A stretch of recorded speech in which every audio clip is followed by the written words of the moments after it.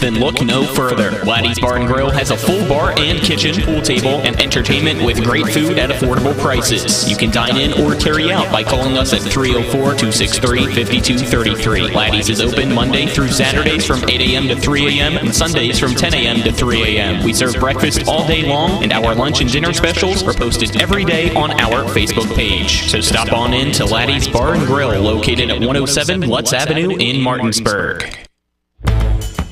Jambo Construction and Fencing Company, LLC is a veteran-owned and operated company right here in the eastern panhandle of West Virginia that specializes in decks, fencing, and hardscaping. Find us on Facebook at Jambo Construction and Fencing to see more of the projects we've completed. For a free estimate, you can call Bo Bartley at 304-268-5452 or Jamie Gall at 304-279-5053. We are licensed and insured in the state of West Virginia, and as Martinsburg alums, we say, go Bulldogs.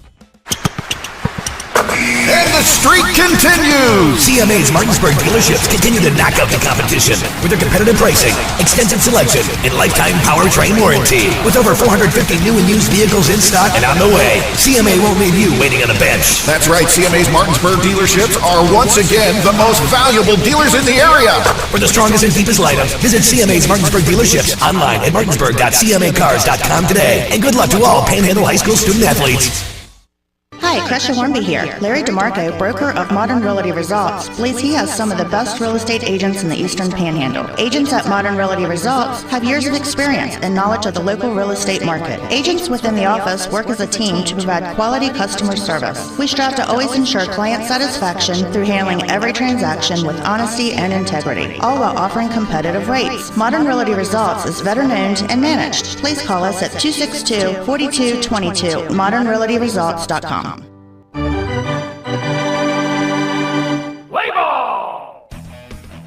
The following is a special sports broadcast presentation of Talk Radio WRNR Martinsburg. It's time for the excitement of West Virginia High School softball. Today's game is being brought to you by Parsons Board of Martinsburg, the Skinner Law Firm, Laddie's, Trips Flooring, Jambo Construction and Fencing, the Mirius Group of Financial Advisors, Smallwood and Small Insurance, CMA Honda of Winchester, Bechtel Jewelers, Cody's Auto Body, Rock's Local Markets, CMA Toyota Chevrolet of Martinsburg, Orsini's Home Store, Farmers and Mechanics Insurance Companies, WVU Medicine Berkeley and Jefferson Medical Centers, the Mansion Ferretti Law Firm, and by Hagerstown Ford. And now for the pregame show. Let's go out to the field and join our Talk Radio WRNR broadcast team.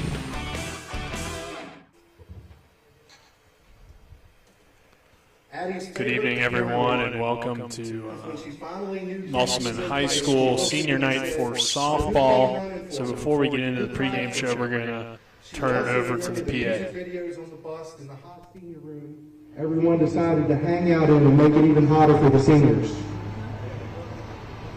Addie would like to pass on to her team that she would like to thank her mom for always encouraging her. Thank you to her dad for teaching her the love of the game and being the first to help her on the team. She would like to thank Sarah, Morgan, Mackenzie, Savannah for finding her home on the team 4 years ago. She would often like to thank Sid, the kid, for being the #1 throwing partner even though she makes her run one every day, and Mark for making a permanent bond in the 2 months. Thank you to all our current teammates and past teammates for the endless laughs and loves. Lastly, a thank you to her coaches for always believing in her, and Coach Brown Sr. for always seeing more in her. Addie would like to remind her team to keep their teammates close and God closer. Without your teammates, you would have no one cheering for you in the dugout, no one to load your team, and no one to laugh with you. And without God, you have nothing. Believe in yourself, your team, and always remember, if they can score that many, so can we. Congratulations, Addie.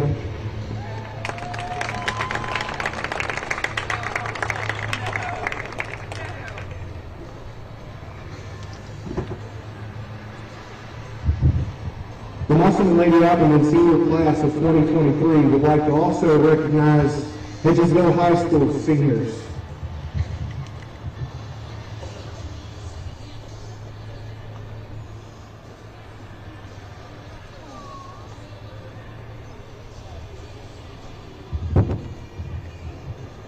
Additionally, we'd like to acknowledge and honor Brenna Collis.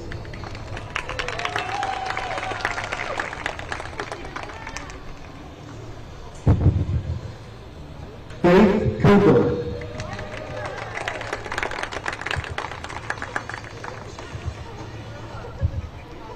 Nathan Copenhagen.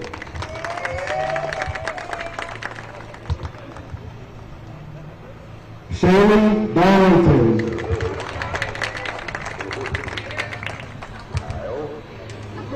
Morgan Goodrich. Taylor Laughlin. And Kelsey Van Dyne. Congratulations, ladies.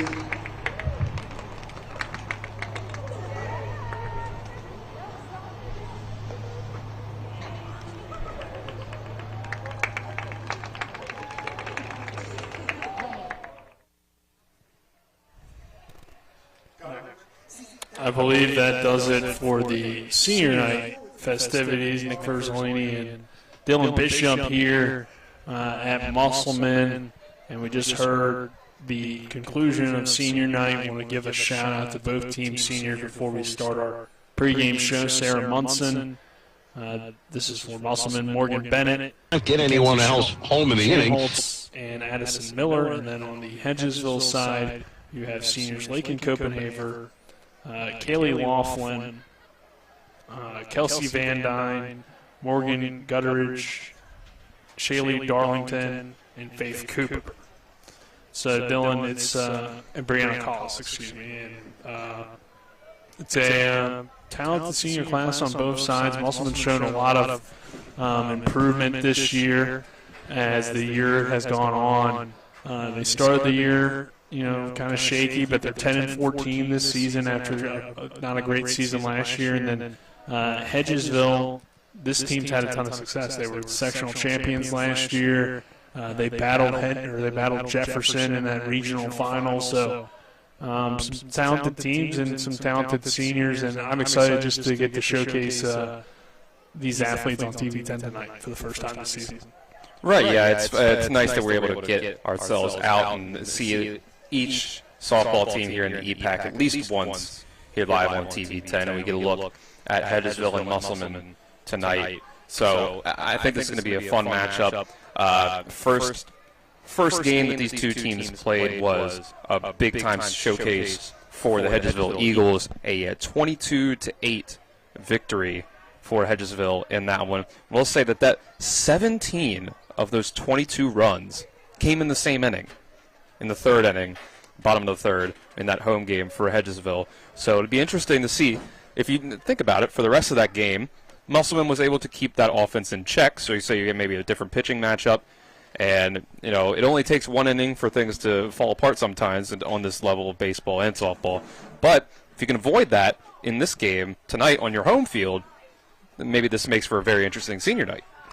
It definitely could. It's not your typical senior night matchup. Typically, you want to try to schedule somebody that you would say, you're going to get a guaranteed win. But for either of these teams, there's no guarantee on either side. So, we'll just have to wait and see how this one plays out. But I think, there's certainly talent on both sides. Two teams that are, going at it here tonight. And, I'm excited to see how it plays out, Dylan.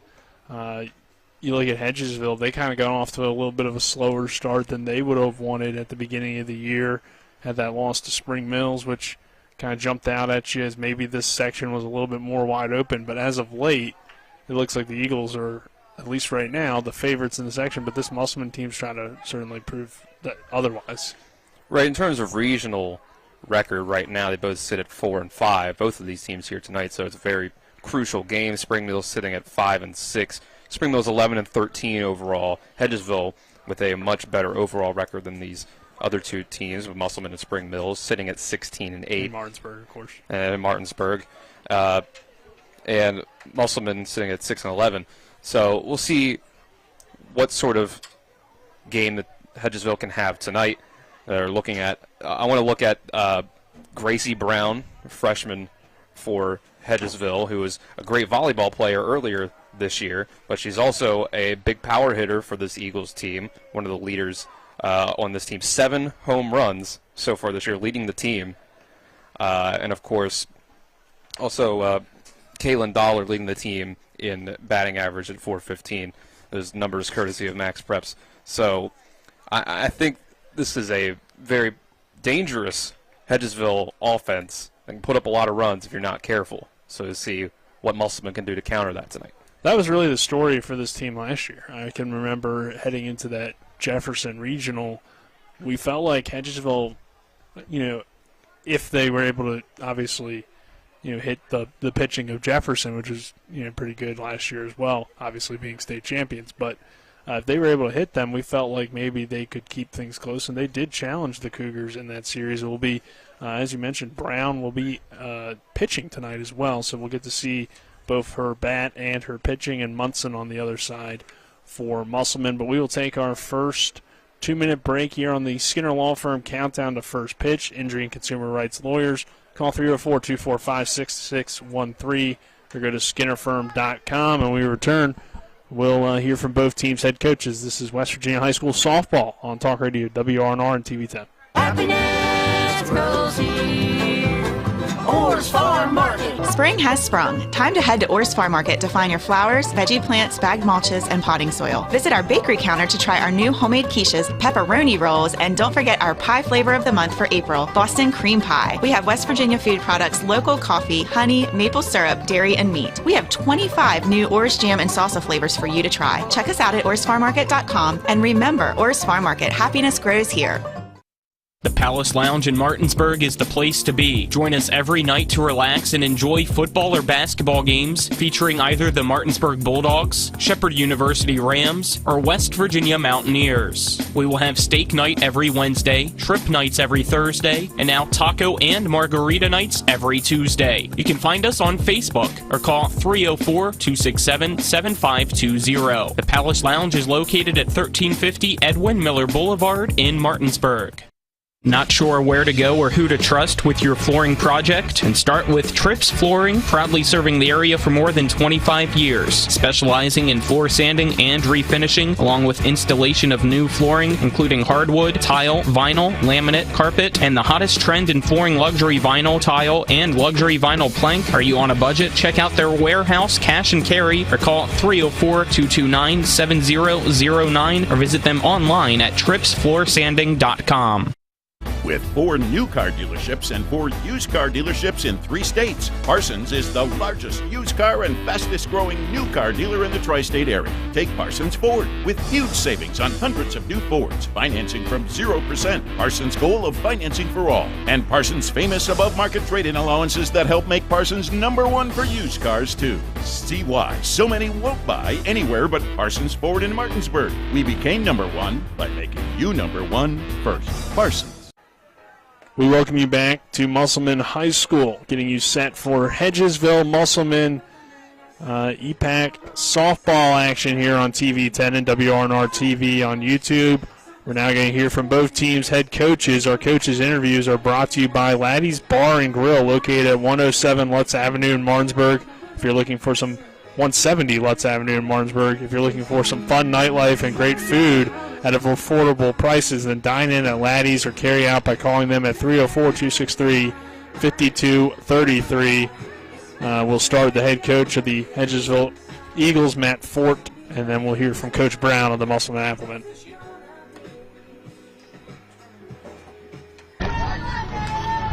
Nick Hersley now joined by Hedgesville Eagles head coach, Coach Fort. Coach, your team kind of got off to a little bit of a slow start to begin the season, but looks like you guys have been playing some pretty good softball and a big sectional matchup tonight here against Musselman. Yeah, that's what we want to do. We want to, limit the errors, have good quality at bats in the box, and, just let the kids play and have fun. And you returned a team with a good bit of experience from last year, had a lot of success last year. Who have been some standouts for you so far this season? All of our seniors have really stepped up, and as well as some of the freshman group like Gracie Brown, Maggie Boyer, those 2 young ladies have stepped up and filled some gaps for us, and just to play some good softball. That's all. And Coach, your team going up against Musselman. You guys were able to beat them, I believe it was 22-8 last time, but they're a team that's gotten a little bit better since that point, and that was early in the season. What have you seen from them this year, and what will be some keys to get the win tonight? They've definitely gotten better, and we had one really good inning against them, and that happens from time to time in ball games. But we got to play our best to win. And then what does this one mean as you try to get some momentum heading into sectionals? We'd love to have this one, of course. You want to have the home field advantage, and that's changed over the last couple of years. If you do get the 1 seed, you are home field advantaged, and we definitely would love to have that. All right, Coach, thank you. Good luck tonight. Yeah, thank you. Here with Coach Brown of the Musselman Applemen. Coach, your team has shown some good improvement from last year, 10-14 record so far. What do you think's been some keys to your success? We get along well. We gel together. We do a lot of team bonding. I feel like they listen to one another, and they're able to take the criticism to make our team better. So I think that has been a major improvement since last year. Who have been some key players for you this year? They all show up at different times. I know our pitchers have held us down really well, Ellie and Sarah. We just, like I said, all around, we have freshmen that are really showing up and doing their job as well. And also my sophomores and my juniors. I really can't just pick one person. They are all showing up at the right time. Senior night tonight, what has this senior class meant to your program? These girls are absolutely amazing. We're definitely going to miss them. All these 4 years, well, except for COVID, has been great, and it's been a joy to be able to coach them. Tonight, Hedgesville, a team that beat you guys early in the year, but really it's just one bad inning for your team, and they are the defending sectional champions, a very talented team. What are some things that you'd like to do to beat them tonight? Just have to stay focused and stay alert. We have to think one inning at a time and do what we need to do. They're a good hitting team. We just have to make sure we're thinking ahead and being smart whenever we're on the mound pitching with them. All right, Coach, thank you. Good luck tonight. Thank you. Now joined by head coach of the Spring Mills Cardinals, Luke Samuels. So we'll take another 2-minute break. On the other side of that break, we'll talk about the other games going on tonight around the EPAC. This is West Virginia High School Softball on Talk Radio, WRNR and TV 10. WVU Medicine growing to meet the needs of our community with 8 new providers who've joined our medical staffs at Berkeley Medical Center, Jefferson Medical Center, and University Healthcare Physicians. Dr. Gitanjali Sangwan, Cardiology, Physician's Assistant Jada Brown, Neurosurgery, Certified Nurse Midwife Jennifer Glorioso, and the following nurse practitioners: Desiree Wolf, Pulmonology, Pamela Campbell, Nephrology, Jennifer Colvin, Neurology, Tori Linton, Orthopedics, and Dabney Wisecarver, OBGYN. Welcome to WVU Medicine. Locust Hill Golf Course invites you to historic Charlestown, West Virginia for 18 holes of phenomenal golf. We're just an hour drive from the Baltimore-D.C. Beltway, 1/2 hour from Winchester and Leesburg, Virginia, as well as Hagerstown and Frederick, Maryland. Each tee offers challenges across the 35 acres of lakes, ponds, and streams, which come into play on 11 holes. The Blue Ridge Mountains also provide a breathtaking backdrop to Locust Hill. Schedule your tee time today at www.locusthillgolfcourse.com or call 304-728-7300. That's 304-728-7300.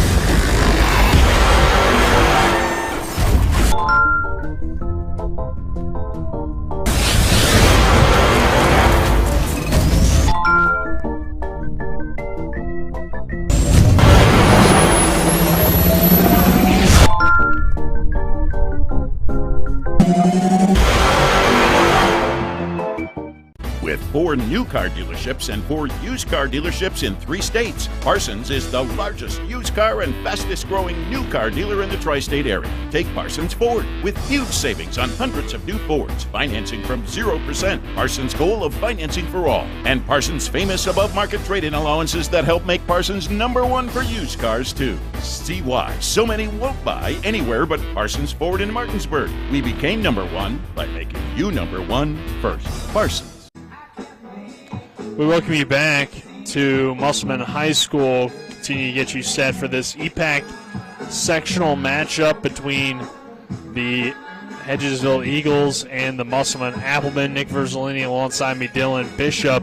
We'll now get into our EPAC softball roundup, brought to you by Jambo Construction and Fencing LLC, a veteran-owned company that specializes in decks, fencing, and hardscaping. For a free estimate, you can call Bo Bartley at 304-268-5452. We'll start with the Martinsburg Bulldogs softball team. They are taking on St. James tonight at home.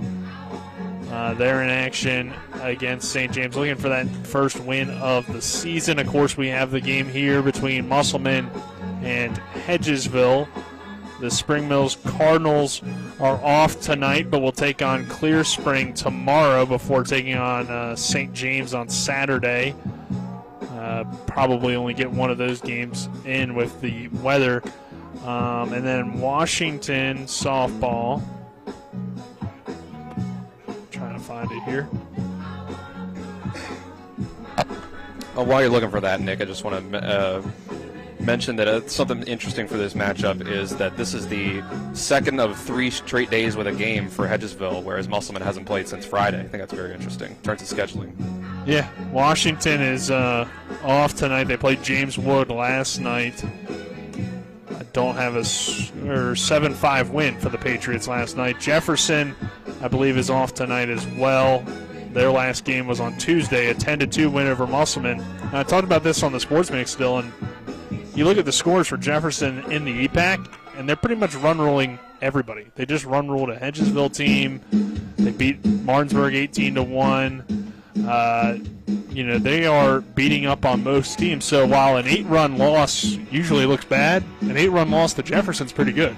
Right. When you compare, it's kind of like losing to Alabama only by 20 points instead of the 40 points like some teams will do. It looks bad in the score sheet, but when you compare it to the other competition, it might actually be a positive for your team. Let's get into our weather, brought to you by CMA's Toyota of Martinsburg on Foxcroft Avenue, home of the lifetime limited powertrain warranty with every new vehicle that we sell at no additional cost to you. Pretty nice day so far at the park. It is supposed to drop down throughout the evening, but as of right now, 64 degrees and partly cloudy.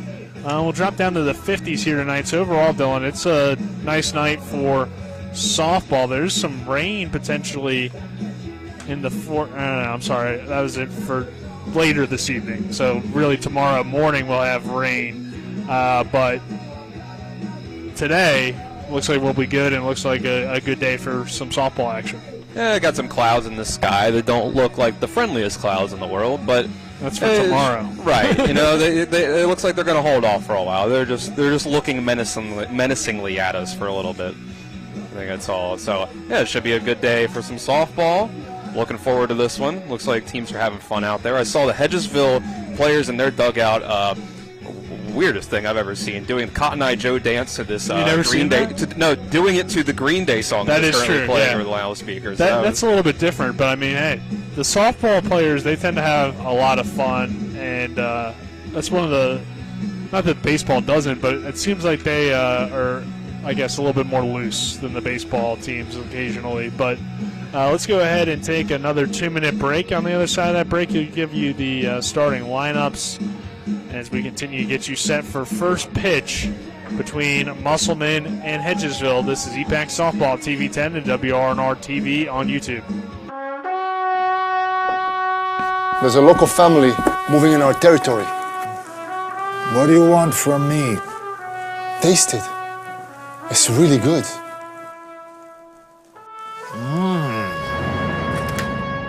We'll go to the mattresses.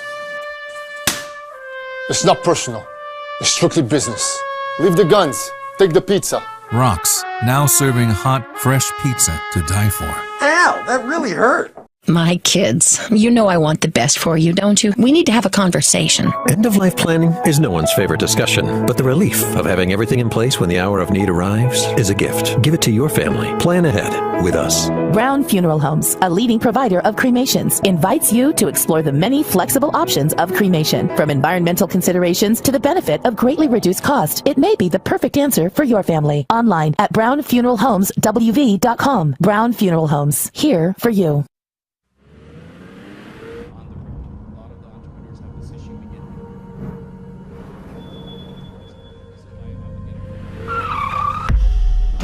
You've been in an accident.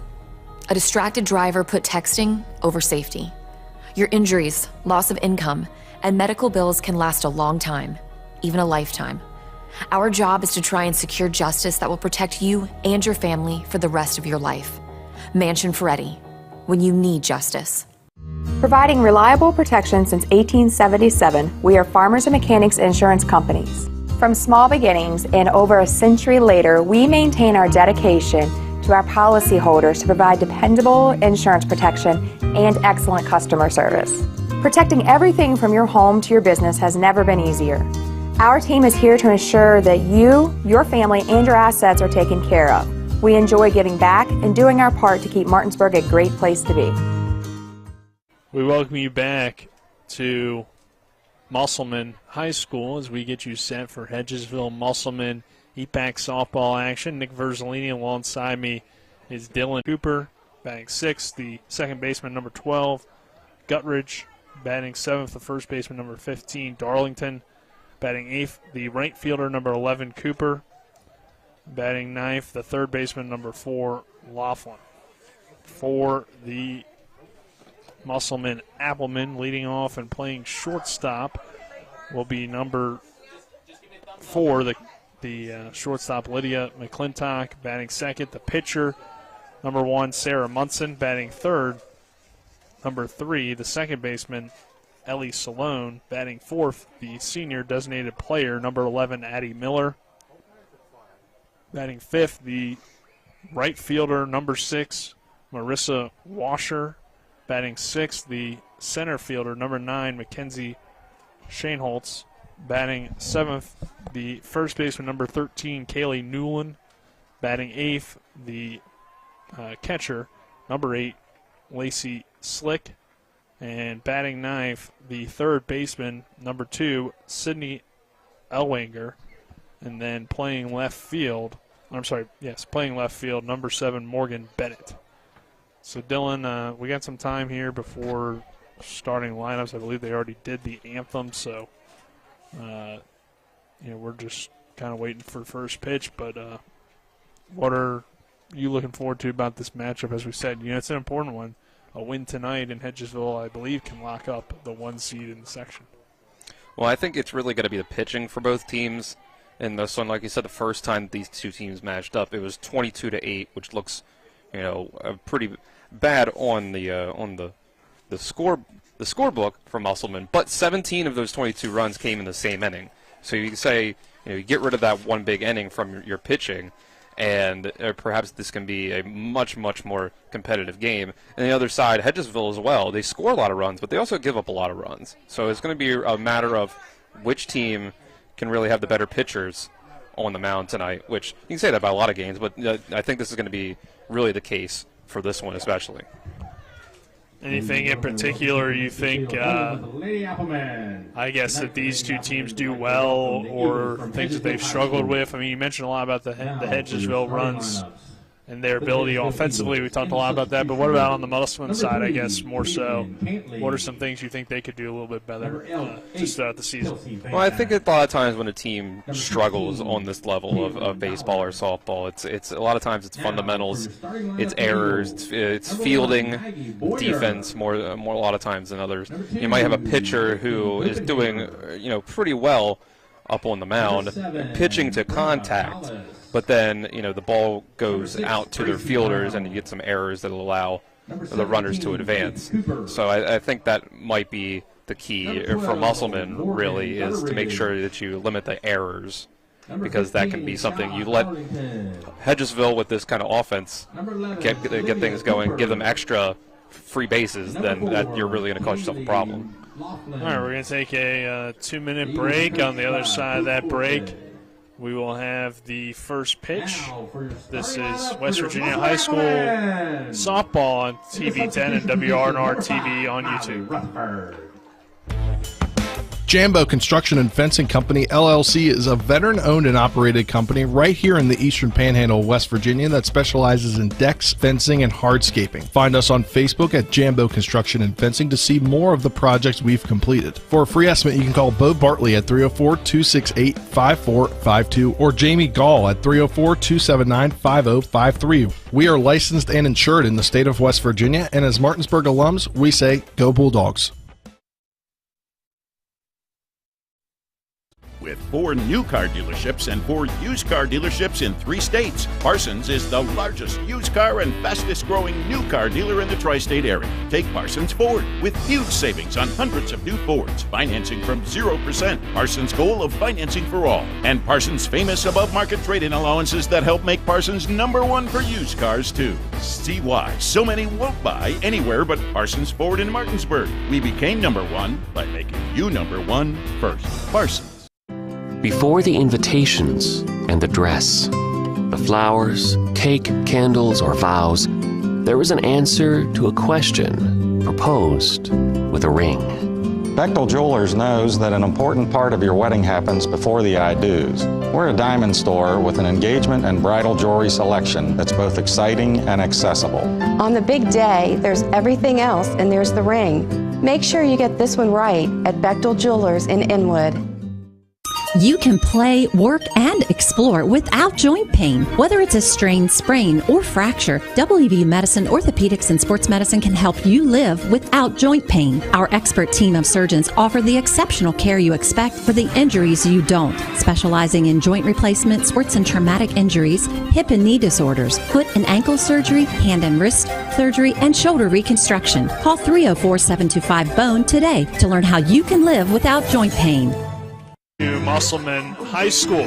Hedgesville, Musselman, EPAC softball action here on TV 10 and WRNR TV on YouTube. An important sectional matchup between these two teams. Nick Verzolini alongside me, Dylan Bishop, as it will be Maggie Boyer to lead things off as we get set for first pitch. Our first pitch is brought to you by CMA Chevy of Martinsburg. Make your way to CMA Chevrolet of Martinsburg on Foxcroft Avenue today for quality vehicles, a friendly team, and professional service at every step of the way. Chevy, find new roads.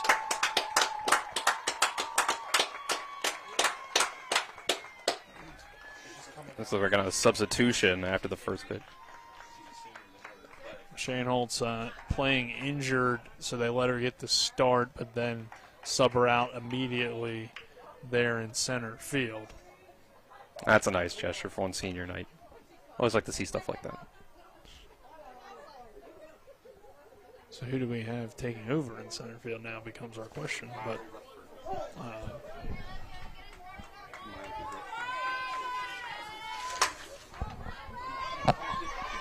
there's a ground ball hit towards second and into right field. That will be a base hit. So taking over in center field will be Miley Rutherford for Shane Holtz. After, again, she gets that start but can't play, actually. So they just, both teams probably agreed, don't swing at that first pitch. But let your senior get on. And for Hedgesville, it's a leadoff single for Maggie Boyer. Now a ground ball hit in front of the catcher, but that will go foul.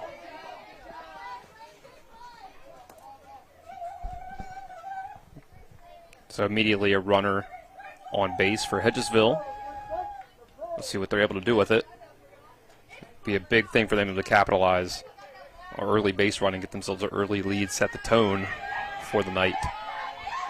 Yeah, we know their ability to score. Trying to get a bunt down as Copenhagen. Boyer takes on for second and slides in safely with the stolen base. Good aggressive base running for the Eagles. Puts a runner in scoring position now for Copenhagen, Dylan. And, in softball, you'll see still players bunt even with a runner in scoring position because a lot of players can bunt for the base hit. This one popped up over the third baseman's head and into left field. That will advance the runner to third. And standing in there at second is Copenhagen on the throw. So 2 runners on for the Eagles. And nobody out. Yeah, they were a little slow to get over to that ball. It was kind of just a low short blooper into low center field, shallow center, or left, excuse me. And kind of getting slow to the ball allowed her to turn that single into a double. So runners on second. Well, it will still be a single, but she advances to second on the throw. So runners on second and third as Collis takes that one for a called strike. So now you're in a situation, one hit can drive in 2 runs. That's big, allowing that run to advance. And this is some of the best hitting in the Hedgesville lineup. I mean, at least for power, you're going to see Collis and Brown here back-to-back. Tough situation for Munson on the mound. All right, that's surely what you want out of your 3, 4, or 5 holes that are coming up here with no outs and runners on. That's always what you want. Here's a slow grounder. Munson scoops and throws the first, and a collision over there at first base. Run comes in to score. Throw home, a slide, and ruled safe at the plate. So both runs come in to score in Copenhagen and Boyer. We had a collision at first. Collis appears to be a little bit banged up as her and Newland, I believe it was, collided at first base. Hope everybody's okay. I mean, just two players, going hard for their position there. Right, she was just trying to run through the base and just happened to, the first baseman just kind of was in that path. I think the umpires are kind of making the decision now on whether. I don't think they're necessarily discussing anything significant, maybe just having some sort of discussion. While giving, the players some time to gather themselves. So runs come in to score. 1 out, though, on the play at first. As Collis does get the RBIs, but grounds out the pitcher, Munson. So it's a 1-3 ground out for Collis, but 2 RBIs coming in, and a 2-0 lead already now for the Eagles with Gracie Brown, as you mentioned, Dylan, a dangerous hitter at the plate. 7 home runs on the season. She takes the first one high and outside for ball 1. I'll say that was a nice slide at the plate to get that second run in. Yeah. It didn't look like the throw got there in time, that she just really slid in between the catcher's legs. Brown fouls away. Faith Cooper's on the on-deck circle, the catcher. So we have both Faith Cooper and Olivia Cooper on this Eagles team. But now if you're Munson, the bases are clear. Just focus on the hitter. Pitch misses high for a ball. You don't have to worry about anyone else. You don't have to worry about a base hit turning into RBIs. Just focus on Gracie Brown, your target for your catcher. This one popped up into shallow right field. Coming over and making the catch is Washer for out number 2. Got a lot of air on that one, but just wasn't able to send it over. It was enough time to come under it and get the second out. So you make it out of this with only 2 runs up on the board. I think you'll take that for how it was looking when those runners on with no outs. Munson delivers the first pitch to Cooper. That's a called strike at the knees. Faith Cooper, one of the many returnees from last year's team that had the run through Section 1 and challenged Jefferson in the regional. 0-1 count on Cooper, and she takes a big hack at that one for strike number 2. So Munson looking to get out of this inning, like you said, Dylan, with that minimal damage of just 2 runs after the first 2 base runners reach on singles, and then you get a 2 RBI ground out on kind of a fluke play. So this one just misses outside for a ball. 2 balls, 2 strikes, 2 down. I'm sorry, 1 ball, 2 strikes. Yeah, you can afford to miss with that one when you get ahead in the count. 1-2 fouled away by Cooper. So the count remains 1 ball and 2 strikes. The lights are on here at Musselman. Baseball going on as well for the Applemen against, I can't remember who they're playing today, but a non-conference game. Big day at the complex here in Inwood. Yeah. 2-2 count. So now you've worked it back even in the count after that ball in the dirt. Got to start pitching a little more. Briar Woods. I knew it was a Virginia school. I just couldn't think of which one. That one taken for strike 3 as Cooper goes down looking. Munson with the strikeout. 2 score, though, for the Eagles, 2-0. Bottom of the first inning. When we come back, this is West Virginia High School softball on TV 10 and WRNR TV on YouTube. This is Eric at Hancock Chevrolet. Over the last decade, the way we buy things have evolved. Now, you get on your phone, click Want It, and it shows up at your front door. At Hancock Chevrolet, it is that easy. We've changed the car buying experience on the I-81 corridor forever. And with a return policy better than Walmart, there's absolutely no reason to buy a new or used car, truck, or SUV anywhere else. Just like Amazon, Hancock Chevrolet will deliver the vehicle to you, where you are, and on your time. And if you don't want it, return it. No questions asked. Why waste your time in a car dealership playing the dumb back-and-forth games? Besides, we hate it more than you do. I assure you, no dealership from Winchester, Virginia to Washington, D.C. will beat our price. No dealership from Cumberland to Baltimore, Maryland will beat our price. And no other dealership will allow you to return it if you don't want it. Hancock Chevrolet absolutely provides the best experience at the best price. Visit HancockChevy.com to schedule your VIP experience. Click on the vehicle you want, and your new ride will be delivered to you at no risk. See dealer for details. We welcome you back to Musselman High School. Hedgesville leading Musselman here in EPAC softball action, 2-0. Nick Verzolini alongside me, Dylan Bishop and Dylan. Musselman coming to the plate. Not a bad, though, first inning for the Applemen, considering the fact that Hedgesville had 2 on with nobody out in the heart of the lineup coming to the plate. With this offense, you maybe would expect more than just 2 runs to come across. Right. This is a heavy-hitting Hedgesville offense. So limiting them to 2 runs at the top of their lineup, facing the 1 through 5 hitters, you'll take that. Hopefully you get down to the second inning. You face the bottom of their lineup, and you can get yourself through a clean inning, and through one of these first 2 at-bats for yourself, get yourself the lead, and then you can settle into a nice groove from there. So you hope your seniors and the rest of your lineup can come up here and even things out in the top half of their lineup, bottom of the first, against Gracie Brown. And you mentioned it, Dylan, in the pregame. This Hedgesville team scores a lot of runs, but they also give up a lot. And you look at their pitching, they use 3 primary pitchers. Kelsey Van Dyne's the ace of the staff, going 74 1/3 innings. For some reason they don't have their records on here, but a 4.614 earned run average. Brown's been the second most active pitcher used. She has a 6.743. Maggie Boyer has been used a little bit. She has a 4.324. So as a team, their ERA is 5.04. So, I mean, they're giving up 5 runs a game, which is quite a bit, and you need that offense, and the offense has really been what's carried them to their impressive 16-8 record on the year. Right, so if you're a Musselman, if you can have a couple innings where you don't give up a whole lot of runs, you can keep yourself in this game against their pitching, hopefully. First pitch misses high to McClintock. The Eagles' defense looks like this. It's Cooper behind the plate. Gracie Brown, as we mentioned, doing the pitching. Laughlin down at third base. Copenhaver at short. This one hit on the ground toward Guttridge at second. That gets through into right center field for a leadoff single for McClintock. But then Darlington is playing first base, and then Boyer, Collis, and Cooper from left to right in the outfield. That's Faith Cooper behind the plate, Olivia Cooper in right field.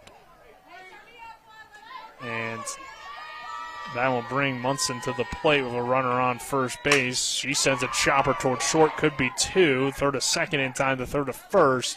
Not going to get there on the 60-foot diamond. Obviously very tough to turn the double play, but Munson grounds out and into the fielder's choice. Number 3, second base. And that still leaves a runner at first base, but 1 down now as the Applemen have been aggressive early in the count, Dylan. They have their swing early and often, hoping they can get some good contact on these pitches from Brown. And gives up a lot of runs, so you're hoping you have a lot of pitches to potentially hit. This one misses high and inside for ball 1. Runner on first in Munson, who reached on the fielder's choice. Salone coming to the plate. Ellie Salone takes this one high for ball 2. 2 balls and no strikes. 1 out here in the bottom of the first inning between the Applemen and the Hedgesville Eagles. EPAC softball action.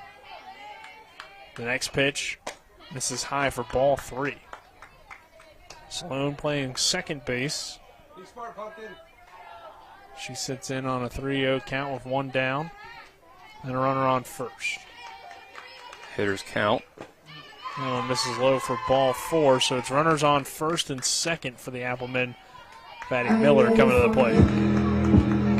It's a good eye from Sloan. Now batting. Sets you up with your cleanup hitter having 2 runners on base.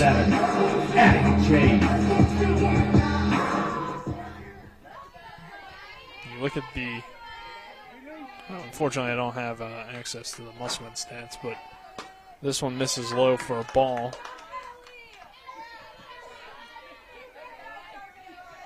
And see, Brown can stay under control. Get some more pitches in the strike zone here. Musselman has lost its past 2. This one low, but in the zone for a strike. Last win was on the 22nd against Hampshire, a 9-1 win. Miller digs in with 2 on and 1 out, and this one fouled away. I should mention it again.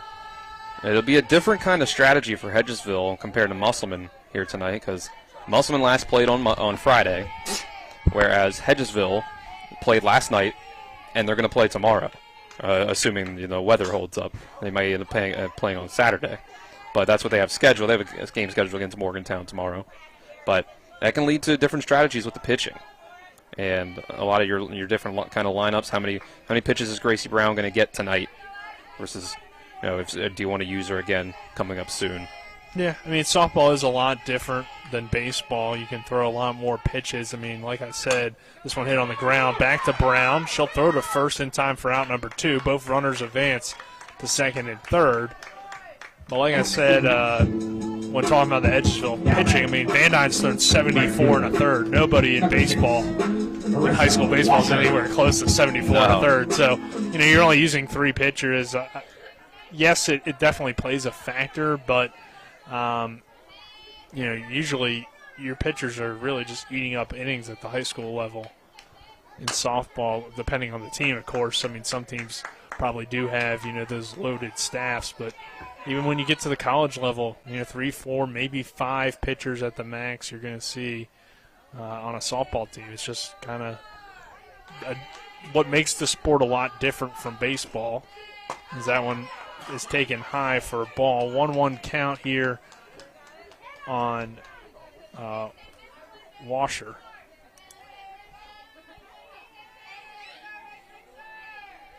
Two down. This one misses outside for a ball. 2 balls and a strike. You got first base open, so you can pitch a little more cautiously than you would otherwise. Marissa Washer, the freshman, sits in on a 2-1 and fouls away, slapping it on the pitch inside.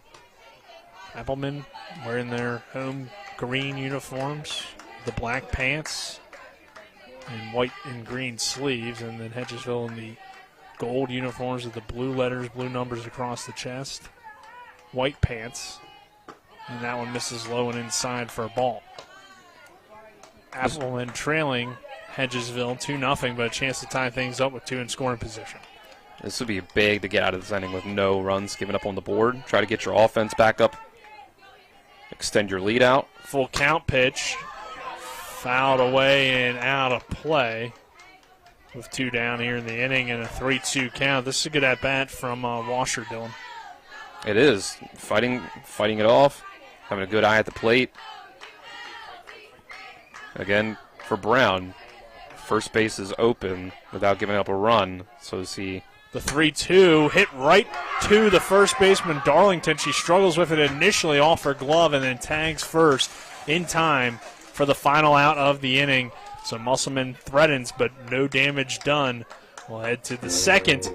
Our score, Hedgesville 2, Musselman nothing. This is West Virginia High School softball on TV 10 and WRNR TV on YouTube. To get the best opportunity to be seen and recruited, join the American Legion Post 14 Hornets baseball team. Managed by Trip Tobin, Post 14 will prepare you for the next level by playing the best possible schedule, along with an experienced coaching staff and alumni coming back to help guide you through the process.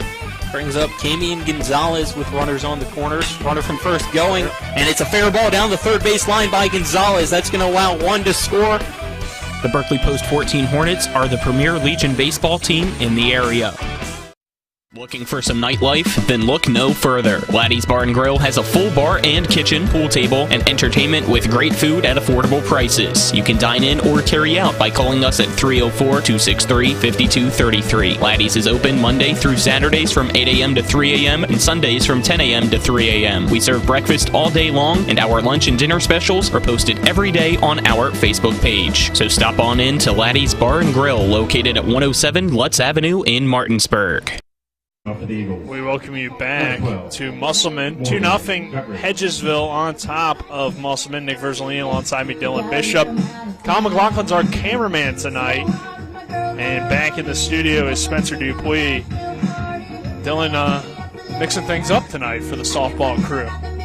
Yeah, usually me and Colin on the headsets for softball. We decided to bring back the Dylan and Nick duo here that we don't get a whole lot. I've seen since Shepherd basketball. Right. So it feels like it's been forever. This one misses outside for ball one. Guttridge coming to the plate. She'll lead things off. It'll be her, Darlington, and Olivia Cooper due up for the Eagles. Next pitch is lifted out toward left field, and that ball is off the wall and left. That will get down for a double for Guttridge. So the Eagles certainly getting off to a great start to begin this second inning on a ball that nearly left the park. Right, that was a close one. Yeah, there's probably some fields where that would have been a home run. That's big for Hedgesville. Start off with a 2-0 lead. Can give yourself a big momentum boost. Try to add on some runs in this inning. We'll see what happens. So Guttridge with the leadoff double, and it's Darlington coming to the plate, the first baseman who made a good play there to end the inning. She rips one toward third. Good stop, though, by Elwinger, and she fires over to first in time for out number one. Now batting for Hedgesville, number 11, Olivia Cooper. Sydney Elwinger, the junior third baseman, making that play. So the ground out to third, and Olivia Cooper to the plate. She takes the first pitch for a called strike. Cooper, the right fielder. Next pitch to her, popped up towards center field, and Rutherford makes the play. 2 outs. Runner on second, and quickly Musselman, again, Dylan could find a way to really take care of the threat from the Eagles. Runner on second base and already 2 outs. Fast start from Hedgesville, but again, Munson damage control so far. 2 outs without giving up any more hits after the leadoff double. Laughlin to the plate. Her first plate appearance, the third baseman. Pitch to her, a swing and a miss for strike one. So runner on second is Guttridge, who led off the inning with a double. Next pitch misses for a ball. Guttridge standing on second base. Laughlin at the plate. The next pitch, swing and a foul, tip into the glove for strike number 2. 1 ball, 2 strikes, 2 down for the Eagles. Guttridge on second. Laughlin at the plate. The next pitch, called strike 3. It's a drop third, so they'll have to tag her for the final out of the inning, and Musselman does do that. So leadoff double by Guttridge, but no runs coming across the score for Hedgesville. We'll head to the bottom of the second with the Applemen coming back to the plate This is West Virginia High School softball on TV 10 and WRNR TV on YouTube. The Honda HR-V, CR-V, Pilot, Passport, and Ridgeline. They all have one thing in common. They never back off from a challenge. Available with all-wheel drive, the Honda SUV lineup has the performance you can count on and the capability to amaze. It's no wonder Kelley Blue Book's KBB.com named Honda the 2022 Best Value brand. CMA's Honda of Winchester, 3985 Valley Pike. CMA, moving lives forward. Based on 2022 brand image awards from Kelley Blue Book, visit KBB.com for more information. Jambo Construction and Fencing Company, LLC is a veteran-owned and operated company right here in the Eastern Panhandle, West Virginia that specializes in decks, fencing, and hardscaping. Find us on Facebook at Jambo Construction and Fencing to see more of the projects we've completed. For a free estimate, you can call Bo Bartley at 304-268-5452 or Jamie Gall at 304-279-5053. We are licensed and insured in the state of West Virginia, and as Martinsburg alums, we say, go Bulldogs. We welcome you back to Musselman High School. Hedgesville leads Musselman here in EPAC softball action 2-0 as we begin the bottom of the second inning with the Applemen coming to the plate. Nick Verzolini, Dylan Bishop, happy to have you with us. Spencer Dupuis back in the studio. And running our camera in center field is Colin McLaughlin. Dylan, the Applemen coming to the plate. They started that first inning in the bottom of the first with some momentum. Had a leadoff single. Munson hits into that fielder's choice, but then a walk for Salone, so there was 2 on and just 1 out. But Musselman unable to get any runs across there. But they did put some pressure on the Hedgesville defense. Yeah, that was a very good inning. So let's see how this one goes. Musselman, again, only down by 2 runs. See what they can do. Rutherford will lead things off. First pitch to her, hit on the ground, but foul down that third base line. The Eagles 2-0 lead here in the second. Musselman at the bottom middle, I guess you could call it. The 6, 7, 8 hitters due up. 1-1 count here on Rutherford. Coming in to play center field after Shanholtz, as we mentioned, they kind of honored her to begin the game as this one's hit right back towards center field. Bad read out there by Collis, and that will allow Rutherford to get on with the leadoff double. So Musselman again, Dylan with a great opportunity with a runner in scoring position. They'll be out to lead off the inning. Yeah, we'll just have to see if they can capitalize on it this time around. Gracie Brown did a good job of getting out of the jam in the first inning. Now she's going to have to do it again. It's true, and we also saw in the last half inning a leadoff double lead to no runs. So see how Brown can handle the Jambo Jam. Newland sounds one towards second. Gutteridge throws over to first, gets away from the first baseman, Darlington, and coming around to score from second base and get the Applemen on the board is Rutherford. It is 2-1 on the air. Now batting for your Lady Applemen. Well, it's kind of what we talked about on the Musselman side of things, making sure that your defense is fundamentally sound so you don't give up extra runs and extra bases. And now the same thing ends up biting Hedgesville. So 2-1 our score, and Slick coming to the plate, the catcher. She'll take this one high for a ball. A runner on first base in Newland. And Slick at the plate. And now a 2-1 ball game. The pitch here, a swing and a miss for strike 1. 1 ball, 1 strike here on Slick. Runner on first base for Musselman. Nobody out here in the bottom of the second inning. The next pitch from Brown hits the zone for strike number 2. 1 ball, 2 strikes, no outs. Next pitch from Brown to Slick is a swing and a miss for strike 3. First strikeout of the day for Gracie Brown. Now batting for your Lady Applemen. I'll bring Elwanger to the plate. Number 2, Sydney Elwanger.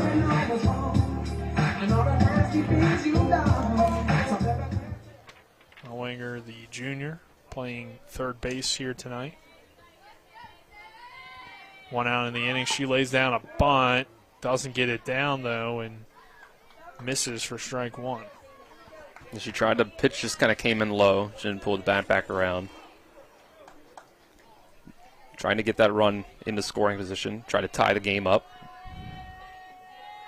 The 0-1 pitch. Taken for strike 2. McClintock in that on-deck circle. If you're Musselman, you'd like to at least advance the runner here with 1 out before you can get to the top of the order. The next pitch misses high and outside for a ball. 1 ball, 2 strikes on Elwanger with a runner on first base and Newland, who reached on the error, which ended up scoring Rutherford, who had the leadoff double to make the score 2-1. Eagles on top. The next pitch, a swing and a miss for strike number 3. Back-to-back strikeouts from Gracie Brown. But McClintock coming to the plate. Number 4. She singled to lead off the ball game. Continues to be the name of the game, is damage control with these 2 pitchers. 1 early run and then settling down in this half inning. Pitch here misses inside for a ball. 1-0 count on Lydia McClintock, who, as I mentioned, had that leadoff single in the bottom of the first. The shortstop wearing number 4. The next pitch, called strike 1. Count even at 1, 2 down in the inning, and a runner on first for the Applemen. Munson on deck for the Applemen. That one misses outside for ball 2. 2 balls and a strike. So let's see here, Dylan. Can Musselman find a way to tie this game up at 2? The next pitch misses outside for a ball. 3-1 count. You look at this lineup for the Applemen, not really the power necessarily that Hedgesville has, but some solid contributors to this team. They've shown some great improvement. This one misses for ball 4, so Musselman will bring Munson to the plate with 2 on and 2 outs. All right, they haven't shown the same kind of power that Hedgesville has, but it's been good plate vision and good contact hitting to be able to put balls in play. And anytime at the high school level, we're talking about in baseball a lot, if you put pressure on the defense, you never know what can happen. We already seen, an error leading to a run this inning.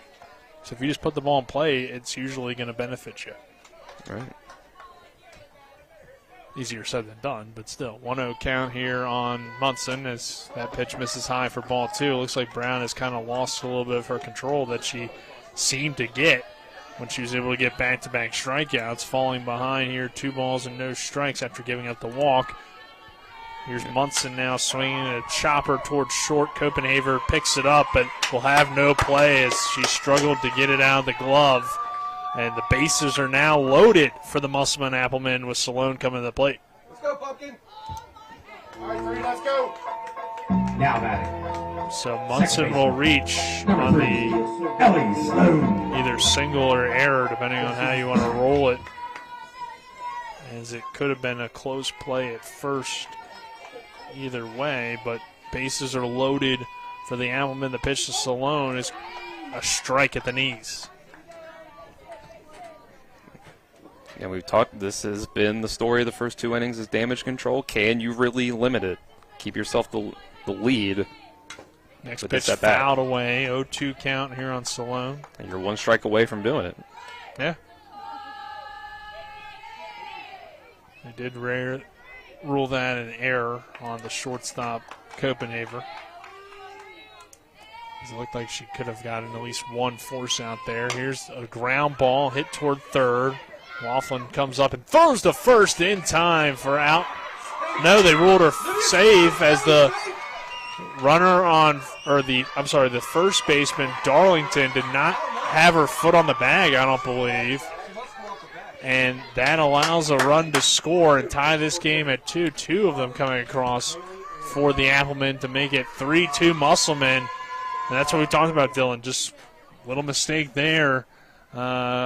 leading to 2 runs coming across. Coach Fort's going to come out and talk to his pitcher. Right, something as simple as that.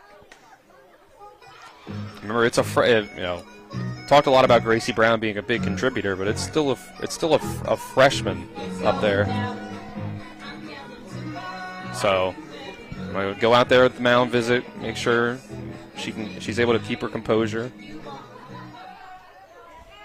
So runners on first and second for Musselman. Now batting for your lady Applemen. And I thought maybe Darlington was off the bag, but with her being so close and it kind of being a little bit difficult to tell through the fencing, I wasn't 100% sure, but then we saw the safe being ruled and the runs coming across the score for Musselman, and they're able to now take the lead at 3-2. The next pitch here to Miller's a healthy cut for strike 1. Addie Miller grounded out her first time up on senior day. She'd like to come through here and continue this big inning for Musselman. A big swing and a miss, though, for strike 2. Looks like Brown maybe got that control back. She had back-to-back strikeouts to Slick and Ellwinger earlier in the inning. She could have already been out of this inning, so this one fouled away, but we've seen now 3 errors in the inning for Hedgesville. And that has helped Musselman take this 3-2 lead. An 0-2 count here on Miller. 2 down in the bottom of the second inning, and 3-2 Musselman leading. The pitch to Miller hit on the ground towards short. Copenhaver can't get to it, but I believe they're going to rule, that the runner had made contact with the ball, which is the final out of the inning. But Musselman does strike for 3 here in the second. We head to the third. Our score, Musselman 3, Hedgesville 2. We're going to be back in 60. Don't forget Mass Snack Shack Center Field. This is Eric at Hagerstown Ford. Over the last decade, the way we buy things have evolved. Now, you get on your phone, click Want It, and it shows up at your front door. At Hagerstown Ford, it is that convenient. We've changed the car buying experience on the I-81 corridor forever. And with a return policy better than Walmart, there's absolutely no reason to buy a new or used car, truck, or SUV anywhere else. Just like Amazon, Hagerstown Ford will deliver the vehicle to you, where you are, and on your time. And if you don't want it, return it. No questions asked. Why waste your time at a car dealership playing the dumb back-and-forth games? Besides, we hate it more than you do. I assure you, no dealership from Winchester, Virginia to Washington, D.C. will beat our price. No dealership from Chambersburg, Pennsylvania to Baltimore, Maryland will beat our price. And no other dealership will allow you to return it if you don't want it. Hagerstown Ford absolutely provides the best experience at the best price. Visit HagerstownFord.com to schedule your VIP experience. Click on the vehicle you want and get your new ride delivered to you at no risk. See dealer for details. To Musselman High School with Hedgesville coming to the plate to begin this third inning. And the Applemen lead the Eagles 3-2. Dylan, interesting ball game so far. You look at that last half inning for Hedgesville, 3 runs come across, but they did it on just 1 hit, and it wasn't a 3-run home run. There's a lot of mistakes by the Hedgesville defense. Right, that's kind of what I talked about in pregame. Is that at this level of baseball and softball, a lot of times it's fundamentals that can kill you. As we get a new pitcher on the mound for the Applemen, they'll see what happens. Yep, that's going to be Salone coming in to pitch for Musselman. Our pitching changes are brought to you by Smallwood and Small Insurance in Martinsburg, your total insurance solution at 121 Administrative Drive. Call 304-263-3361. So Munson's day is done. She gave up 2 runs, but I don't believe, or they were earned. 2 earned runs, 3 hits, 2 strikeouts. So quick outing on the mound, but you go to a new pitcher here, and we'll see if this works out well going to Salone.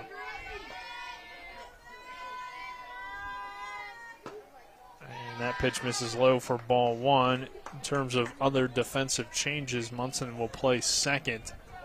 So the Applemen defense Slick behind the plate. Ellwinger at third. McClintock at shortstop. Munson at second. Newland at first. This one hit toward Newland, the first baseman. It's off her glove, and that will allow the runner to reach first base. Yeah, thank you. We would be remiss to not mention that the 17-run inning that Hedgesville had against Musselman in the first matchup was in the third inning, like we're in right now. So a new pitching change. You never know what happened. Don't have the statistics in front of us to see which pitcher was, or which pitchers perhaps were in for that inning in that game. It's always something to watch out. Outside for ball one. And then Bennett, Rutherford, Washer from left to right in that outfield for Musselman. So I believe the only change we had there was Munson coming in to play second, or just kind of a swap between Salone and Munson there. There's a swing and a miss for strike. 1 ball, 1 strike on Copenhaver, with Boyer standing on first after she reached on what was ruled a single. This is a bunt attempt that goes foul for strike number 2. So 2 strikes on Lake and Copenhaver. Collis is on deck.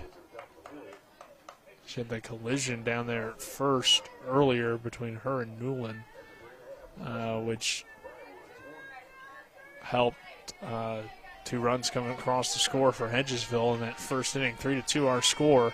Musselman on top. There's a pitch that misses high and outside for a ball. 2 balls and 2 strikes on Lake and Copenhaver. We've gotten a lot of early base runners in these innings. Again, they haven't all come across the score. It's been, kind of day and night for the leadoff base runners. Next pitch popped up and staying in play and making a great play there. The catcher Slick for out number 1. That's good stuff right there. That's better for a catcher to move around and all that equipment, take off rip your mask off, find the ball straight up in the air. That's not an easy play at all. So I'll bring Collins to the plate. A runner on first. 1 out. Boyer, for second single of the day, stands on first base. And Collis and Brown due up now with 1 out in the inning. That pitch will miss outside from Salone for ball 1. Exciting back and forth ball game here early on between Hedgesville and Musselman in the top half of the third. 3-2 the score. The next pitch fouled away by Collis. 1-1 count here on the center fielder. Breeze kind of picking up a little bit here as the sun starts to set in Inwood. The 1-1 pitch. Collis fouls away again.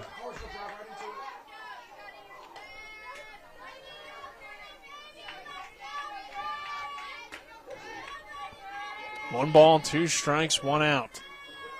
Runner on first base for the Eagles and Maggie Boyer. The next pitch to Collis is outside for a ball. 2 balls, 2 strikes.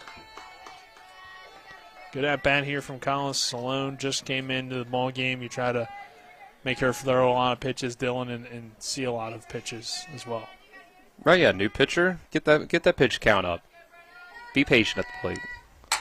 This one hit hard towards short, and an excellent play by McClintock. The throw to first in time for out number 3.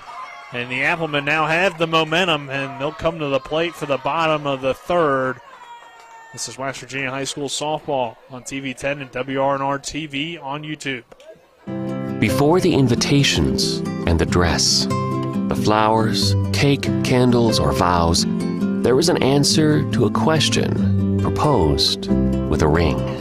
Bechtel Jewelers knows that an important part of your wedding happens before the I-dos. We're a diamond store with an engagement and bridal jewelry selection that's both exciting and accessible.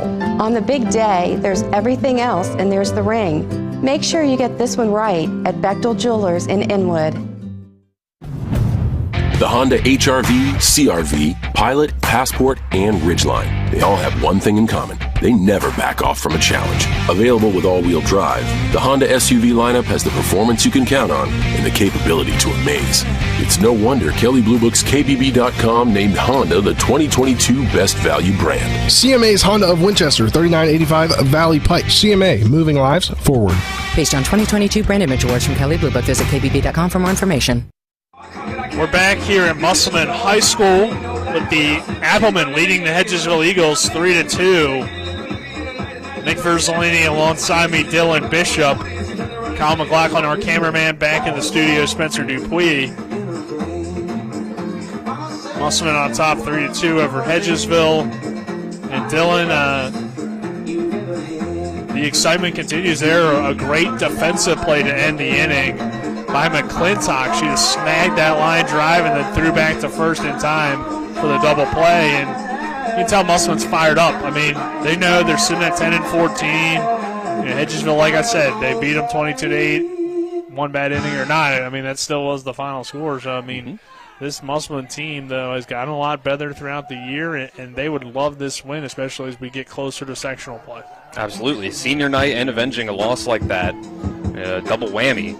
And so far, the story of the game has been the defense out in the field. That is how Musselman's been able to get these runs across, and just saw in that top half of the third, that's how Musselman got off the field. You look at it, just 2 hits for the Applemen. Hedgesville has 4, but Applemen lead 3-2, and that's due in part to 3 errors by the Hedgesville defense. Yep, so we'll see if that continues. Gracie Brown's been pitching to contact. Let's see if the Eagles can shore up the defense, if that continues to be the case. 0-1 count here on the leadoff hitter to begin this inning, which is Washer. Washer, Rutherford, Newland due up in what was a very interesting inning where Musselman scored 3 runs on just 1 hit in the last half inning. Washer battling here against Gracie Brown, who as a freshman has thrown the second most innings on the Eagles team. Kelsey Van Dyne leads the way. She's in the dugout here tonight if they need her to pitch. This one fouled away. Washer clearly fighting here. She grounded out her first time up. And as I said, she was the only player to not come to the plate in that last half inning for the Applemen. 1-2 count. The next pitch to Washer. Thought about going around, but takes it for a ball and checked down to the first base umpire. Not ruled a swing, so 2 balls, 2 strikes to Washer, who leads off this third inning with the Applemen on top 3-2 over the Eagles. The next pitch popped up in the infield, rolling over and making the play for out number 1 is the second baseman, Gutteridge. So Washer retired on the pop fly. See if that's a trend that can continue for Brown. If you're going to pitch the contact and make it weak contact and playable balls like that for your defense, see if she's settled in a little. Rutherford had that double, and then she came around to score on the error on the Newland hit. So she took advantage of that mistake.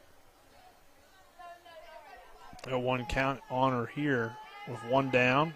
And she sends a hard hit ground ball toward third. A good scoop by the shortstop Copenhaver, but legging out the infield single, and a 2 for 2 day for Rutherford. These are pretty short base paths, so it doesn't take an incredibly slow roller to let you beat out a ball like that. If it rolls all the way to shortstop. Yeah, that was a tough play. I mean, in between the 5-6 hole for Laughlin, and this one a slow roller hit back to the pitcher. Brown, she'll throw to first for out number 2. Does advance the runner, though, up from first to second. But Newland is retired on the ground out. She's 0 for 2. Now brings Slick to the plate. Catcher, number 8. Lacey Slick. Slick struck out her first time.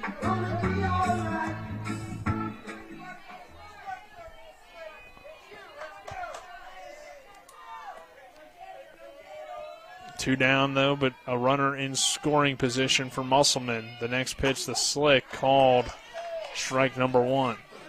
Slick made that nice play in that last half inning for the Applemen defensively. She was able to rip off the mask and make the play behind the plate. 0-1 count for her. The next pitch, a little bit low for ball one. Musselman leading Hedgesville here tonight, 3-2. NFL draft just about ready to start. 1 ball, 1 strike count, 2 down. The next pitch. Hit hard. That will get down for a base hit. Rounding third and coming to score is Rutherford. Throw to second, gives us into center field. Slick is going to advance to third, and that's going to come all the way around to score on the Little League homer. And another mistake inning here for Hedgesville. I mean, 1 run did score on the just pure hit from Slick. So she picks up an RBI, but it is now 5-2 Applemen here in this bottom of the third inning. All right, again, it's the fielding that's made the difference. You know, it's the hitting that gets you the 1 run, and then it's the fundamental mistakes on the other end that get you that second one. All of a sudden, 5-2 lead for the Applemen. Big turnaround compared to how the third inning of this first matchup between these teams looked.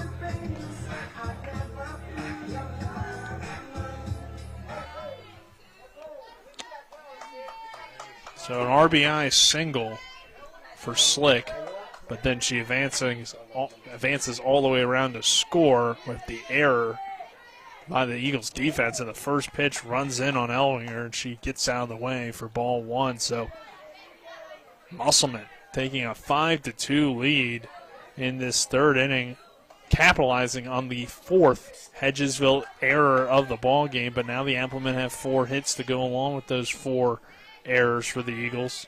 And there's a swing and a miss for strike one. But that was a really good hit by Slick. I mean, she just drove that ball down the line. And right what the Applemen needed with a runner on second base. And now time called by the home plate umpire. The count sitting at 1 ball, 1 strike, and 2 down. Elwinger struck out her first time, looking to extend the inning, though, here with 2 down and a 5-2 Applemen lead. 2 more runs coming across the score in this inning. There's a called strike number 2 at the letters on Elwinger. So we'll see what Gracie Brown has here. 1 ball, 2 strike pitch is high for ball number 2. She's gotten herself at a spot. You're 1 pitch away from getting out of this inning. Only 2 runs up on the board, but you've gotten yourself down by 3. Keep your composure. Just throw strikes. The 2-2 pitch fouled away by Elwinger. And right now it seems like, too, Musselman just has had a little bit more energy tonight than Hedgesville at times. A lot of that has to do with them winning the game right now, but a lot of mental errors for the Eagles. The next pitch, swing and a miss, strike 3. Brown picks up strikeout number 3 on the day, and we head to the 4th. But Musselman adding to its lead, going up now 5-2 on the RBI single from Slick, and then she scores on the error. 5-2 Applemen on top. We head to the 4th. This is West Virginia High School softball on TV 10 and WRNR TV on YouTube.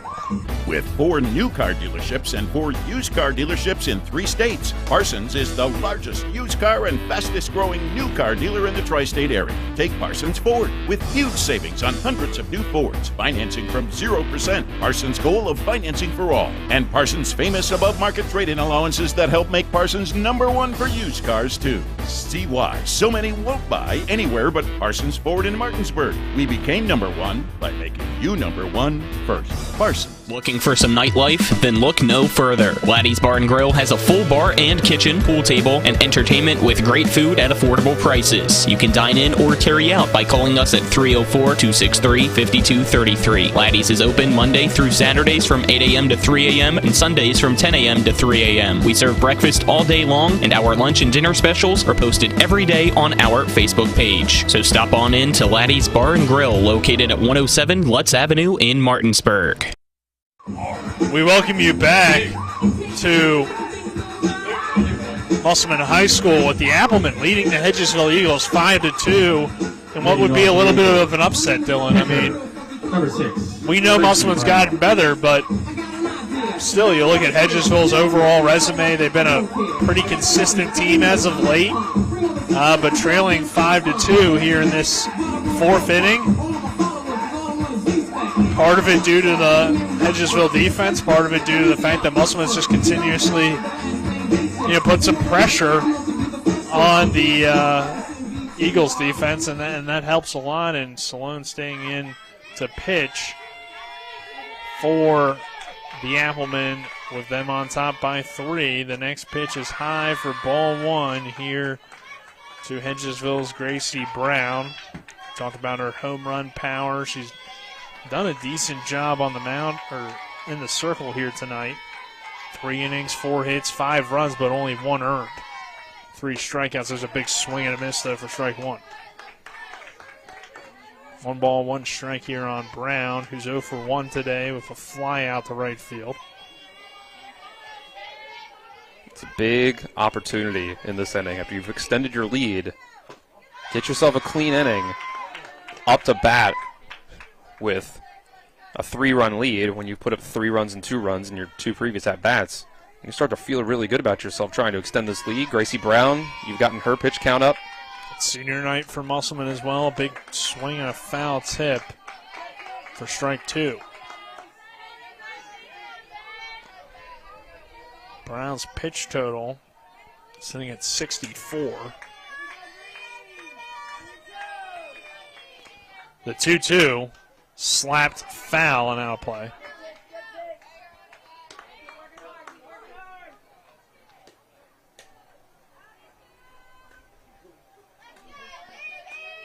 (5-2) on our score. 2 balls, 2 strikes.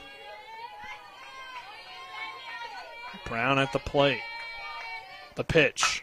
Hit hard into right field. That will get through for a leadoff single for Brown on the slow roller into right field, and that's what Hedgesville needed, some momentum here offensively, trailing by 3. A leadoff single certainly helps, Dylan.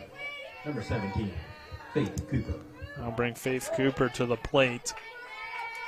Cooper struck out her first time, but that was against Munson. Now Salone doing the pitching.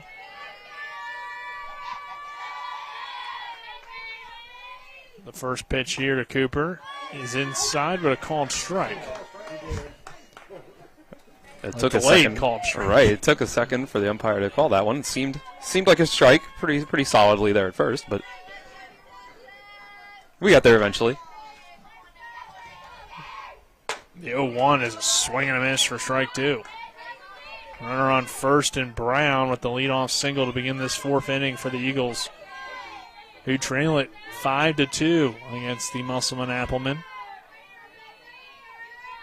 An 0-2 count here on Cooper, the number 5 hitter in the lineup. Her pitch is a swing and a miss for strike 3. It's 2 strikeouts tonight for Faith Cooper. Now batting for the Eagles. 1 looking and 1 swinging. That will bring Gutteridge to the plate. She had a double to lead off the 2nd inning before she was stranded out there. A runner on first and Brown, and 1 out in the inning. The pitch to Gutteridge is a called strike right down the heart of the plate. A 1 count. Gutteridge nearly, I believe, left the park on that double. The 0-1 is inside for ball 1. So certainly home run power. Could make it a completely different ball game here of one swing of the bat and a runner on first and Brown. Right. The 1-1. Inside and a little bit high for ball 2. And behind the count. First little bit of struggle for Sloan. But it's still not close to a whole bunch of trouble. Runner on first, 1 out in the inning, a 2-1 count. The next pitch, called strike 2 at the knees. There you go, needed that one. Able to work the count back. Even now at 2 balls and 2 strikes with 1 out in the inning. The next pitch, popped up in the infield. Third baseman Ellwinger comes over and makes the play for out number 2. Now that is the So will this be another inning for Hedgesville where they leave some runners on base? Right, it could be the 3rd straight clean inning for the Applemen after two early runs on 2 early base runners in that first. They had the 2 singles to begin the ball game. The pitch here to Darlington is low for ball 1. Then you had that ground out where we had the collision at first between Collis and Newland. Yeah, you could say if that collision didn't happen at first, only one of those runs scores. Right. And the Applemen are up by 4. This one in the zone for strike 1. But we've seen, of course, a lot of errors on the Eagles side. That one was not ruled an error at all on the collision there, since not really an error. So 1-1 count. This one popped up. Could be trouble, but making the play on the run is Munson for out number 3. Eagles strand a runner after the leadoff single from Brown. We head to the bottom of the 4th. Our score remains Musselman 5, Hedgesville 2. We're back at 60. And the streak continues! CMA's Martinsburg dealerships continue to knock out the competition with their competitive pricing, extensive selection, and lifetime powertrain warranty. With over 450 new and used vehicles in stock and on the way, CMA won't leave you waiting on the bench. That's right, CMA's Martinsburg dealerships are once again the most valuable dealers in the area. For the strongest and deepest lineups, visit CMA's Martinsburg dealerships online at martinsburg.cmacars.com today. And good luck to all Panhandle High School student athletes. Remember when you were a little kid and saw your first deer? Oh, how cute. As an adult, maybe you've had a different experience. Where'd that come from? Bambi mess up your dream machine?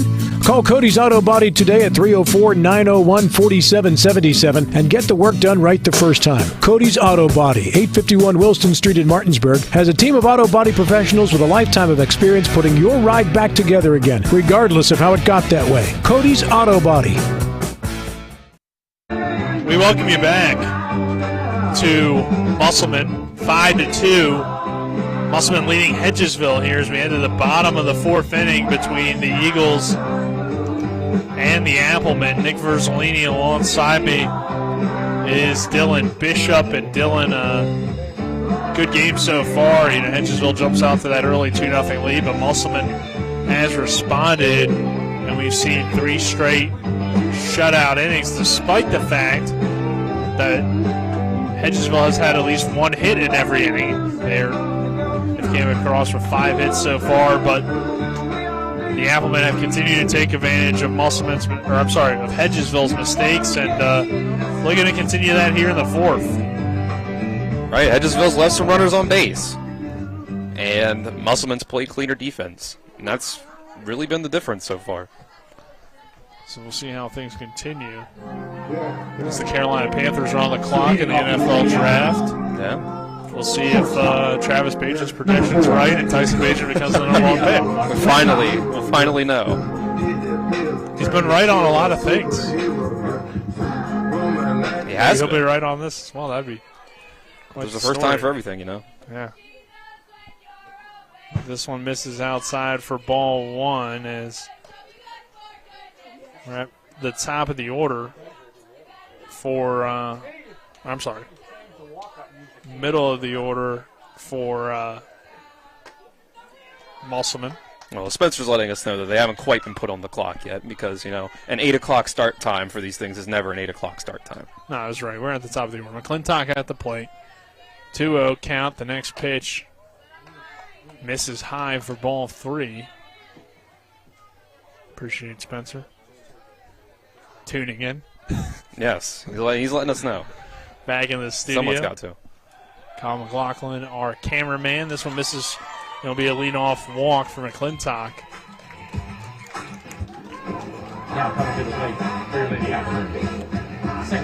So, third walk of the game. Hudson had that good play defensively to end the last half inning. She's hitting here with a runner on first after the leadoff walk. So, Musselman has a chance to add to its offensive output here as the first pitch is in there for a strike. 0-1 count. 5-2. Applemen on top of Hedgesville. Runner on first base for Musselman. The next pitch from Brown is high and outside. Throw down to first, sliding back in there safely is McClintock. So you got a big, big opportunity here if you're the Applemen. Up by 3. Got a pitcher that's getting up in their count. See a wild pitch. Gets that runner in scoring position now. You can extend this lead. Yeah, absolutely. It's a freshman that might not, doesn't have the composure of a senior here on senior night. Perhaps, at least. Munson sitting in on a 2-1 count. The pitch called strike number 2. So a runner in scoring position after that wild pitch that Dylan noted. Nobody out. Musselman already on top, 5-2. Looking to add to that lead here. The next pitch misses outside for ball 3. Brown losing a little bit of control overall. I mean, like we said, she's given up 5 runs, but only 1 are earned here tonight. 3 strikeouts, 3 walks. The pitch popped up and out of play. So full count on Munson. Pitch count for Brown, for those of you wondering, sitting at 75 pitches on this pitch. This one a ground ball hit toward third, but foul. So you have to wonder how much more of Gracie Brown do we see on the mound. Already at 75 pitches and 5 runs given up through 3 innings, although, you can say some of that was the defense and not poor pitching. Full count. A runner on second base for the Applemen, a chance to really extend this lead, and that one misses low for ball number 4. So it's back-to-back walks, and we'll see if Coach Fort does elect to make any changes here. Sloan coming to the plate. Number 3, Ellie Sloan. Runners on first and second for the Applemen. It looks like a team huddle out here for Hedgesville. No coach out there, but still discussing things after the back-to-back walks. 5-2 on our score in favor of the Musselman Applemen. Looking for what would be a signature win over the defending sectional champions, the Hedgesville Eagles, who beat this very same Musselman team 22-8 earlier this season. That was one really bad inning, though, for Musselman where they gave up 17. The pitch here, low for a ball, and that gets away from the catcher, Cooper, and both runners advance to second and third. With no outs, also getting these 2 runners in the scoring position. I think you got to go to a pitching change pretty soon here if you're Hedgesville. Try to get yourself back on track. The 1-0 pitch. Hit hard. Back toward the second baseman, Gutteridge. She'll throw to first in time for out number 1. Run comes in to score, though, in McClintock. So Sloan will do her job with the RBI on the fielder's choice. Designated player, number 11, Addis J.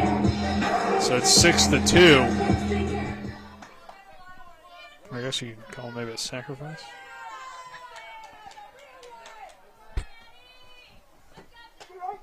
Either way, first pitch here to Miller. Roll a strike.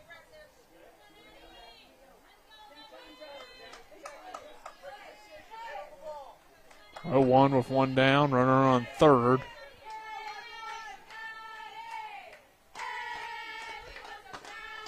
Next pitch to Miller is low for a ball. Senior night for the Applemen, and they have responded. A 6-2 lead.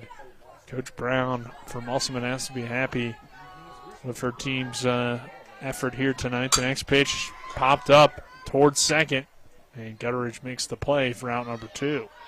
So 2 putouts this inning for the second baseman. Trying to strand Munson down there. Number 6. Hit third base. Washer coming to the plate. She's 0 for 2 today. A 4-run deficit is manageable. Even a 5-run too, but 4, obviously more so. So you get yourself out of this inning still with only 1 run. A lot of these innings could have been worse so far. 3 runs and 2 runs, and see if you keep it up. This one popped up toward first, making the play is Darlington for out number 3. Musselman does get a run across, strands a run at third, and we head to the top of the 5th inning with our score 6-2. Applemen on top of the Eagles. This is West Virginia high school softball on Talk Radio WRNR and TV 10. My kids, you know I want the best for you, don't you? We need to have a conversation. End-of-life planning is no one's favorite discussion, but the relief of having everything in place when the hour of need arrives is a gift. Give it to your family. Plan ahead with us. Brown Funeral Homes, a leading provider of cremations, invites you to explore the many flexible options of cremation. From environmental considerations to the benefit of greatly reduced cost, it may be the perfect answer for your family. Online at brownfuneralhomeswv.com. Brown Funeral Homes, here for you.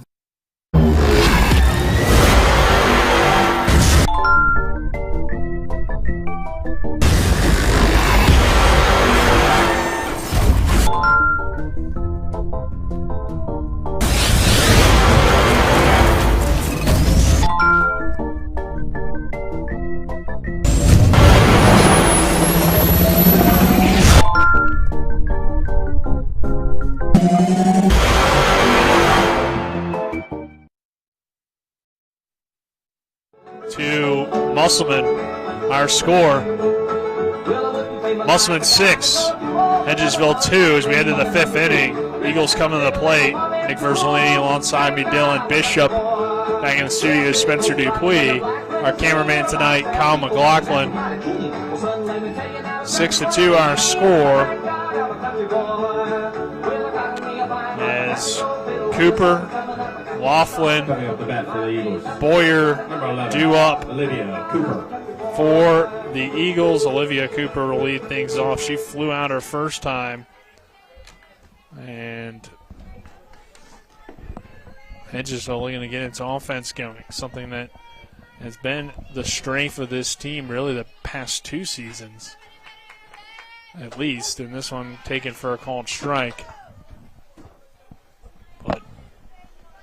Well, Sloan's looking really good up there on the mound. Yeah, you're starting to run out of time here. If you're Hedgesville, you're down to your last 9 outs.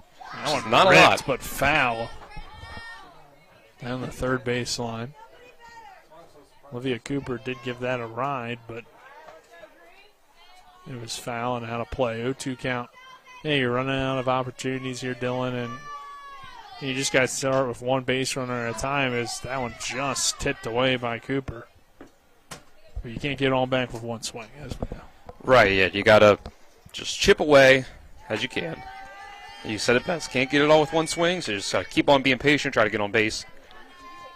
Act like it's a normal game. But so far, as you said, Salone has been really good in the circle. That one hit a chopper over the head of the third baseman, Elwinger, and that will be a leadoff single for Olivia Cooper. And that's how you start.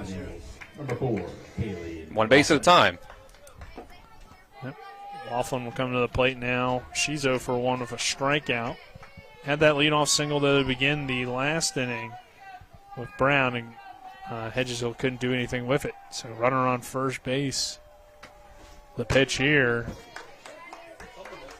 called strike. A little bit surprised there, Dylan. We don't see, 6-2 game. Maybe a slap bunt, though, from the 9-hitter Laughlin, who has the ability to reach. Musselman playing up as if they're anticipating it. This one popped up towards second, and Munson makes the play for out number 1. Well, like we've been saying, you got a leadoff single, but it feels like we said leadoff single a lot in this game, including for Hedgesville. So they've been getting base runners. Hit. Like we said, they've gotten every a hit single inning. This was exactly what I was about to say. They've gotten a hit in every single inning, but they haven't gotten a run since first. And all of them they've had at least a leadoff hit in every inning too. So that's big. But it's big that Musselman's been able to strand those runners for the most part, besides the first inning where the Eagles got back-to-back hits. 6-2, Musselman on top. Next pitch fouled away by Boyer. Boyer on the day, she is 2 for 2 with 2 singles. Two of those leadoff hits.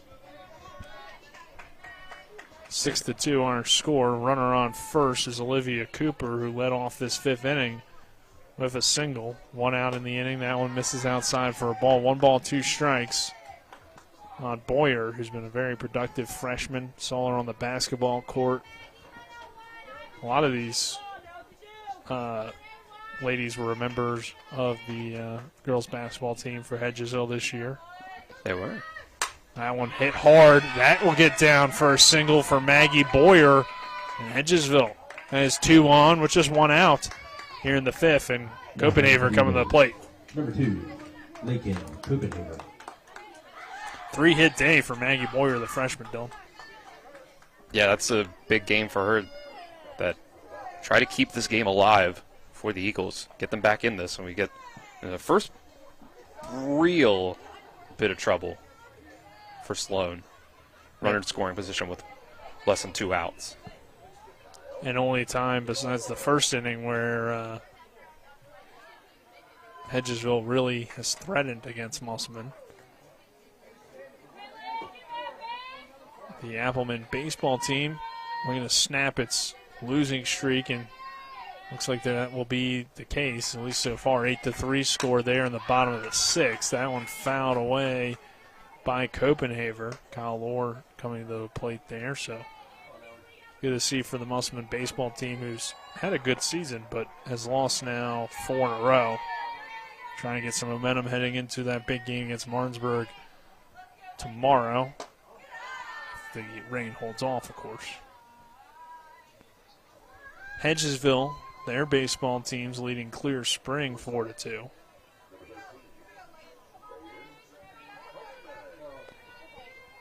One count. The next pitch to Copenhagen popped up in the infield. Shortstop is right there. McClintock for out number 2. There you go. It's perfect for them. Exactly the kind of contact you're trying to pitch to if you're going to pitch the contact. Can't get strikeouts. That's exactly what you want to have. The Jefferson Cougars baseball getting a 12-0 win over Moorfield today. They're now 20-4. And Dylan, they're looking like the Jeffersons of old after kind of a slow start. Right, yeah, they are just absolutely rolling. And I think they're going to keep it up, peaking at the right time. 1-0 count here on Collis. She's had a tough day, 0 for 2 at the plate, but she's had 2 hard-hit balls so far. This one smacked on the ground. That gets over the glove of the third baseman, Elwanger, coming around to score for the Eagles. Is that leadoff base runner, Olivia Cooper. And on the RBI single for Collis, it is now 5-3 with Musselman still on top. Number 6, Gracie Brown. Well, the good thing about this lead is you have some insurance runs. You know, you're able to just regroup, even after that run comes across, you're still up by 3. But Dylan, like you said, Brown a home run hitter, and all of a sudden we are one swing away from a very different ball game. So we'll have the mound visit by the Applemen, just kind of talking some things over with the situation. Now there are 2 outs, but a dangerous hitter at the plate in Brown, who's 1 for 2 with a single and a fly out. 7 home runs for her on the year. We'll see what Coach Brown elects to do. For Musselman, the first pitch is low for ball 1. So Dylan, the pressure's on for Musselman. And like I just said, you're 1 swing away from a very different ball game. Absolutely. This one inside for a ball. 2-0 count, hitters count on Brown. Maybe intentionally walk here. Wouldn't be a bad idea with Cooper, who's 0 for 2 with 2 strikeouts. Due up. The 2-0 popped up in the infield.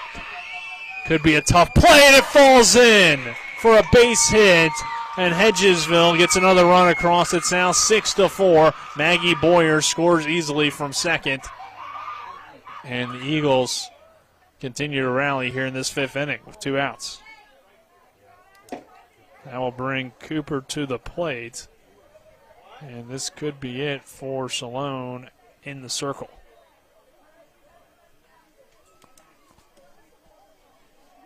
That's tough there, Dylan. I mean, a play that you like to make, but kind of hit into no man's land, and it just falls in over the glove of the shortstop McClintock, who's already made some good plays tonight.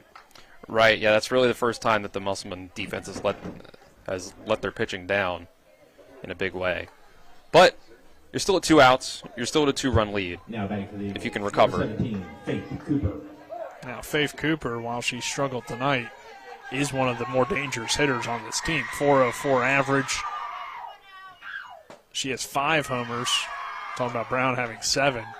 But so far, the Eagles had their number. That's why we said maybe you walk Brown. But, with that protection in the lineup and Cooper right behind her, it really isn't a better option.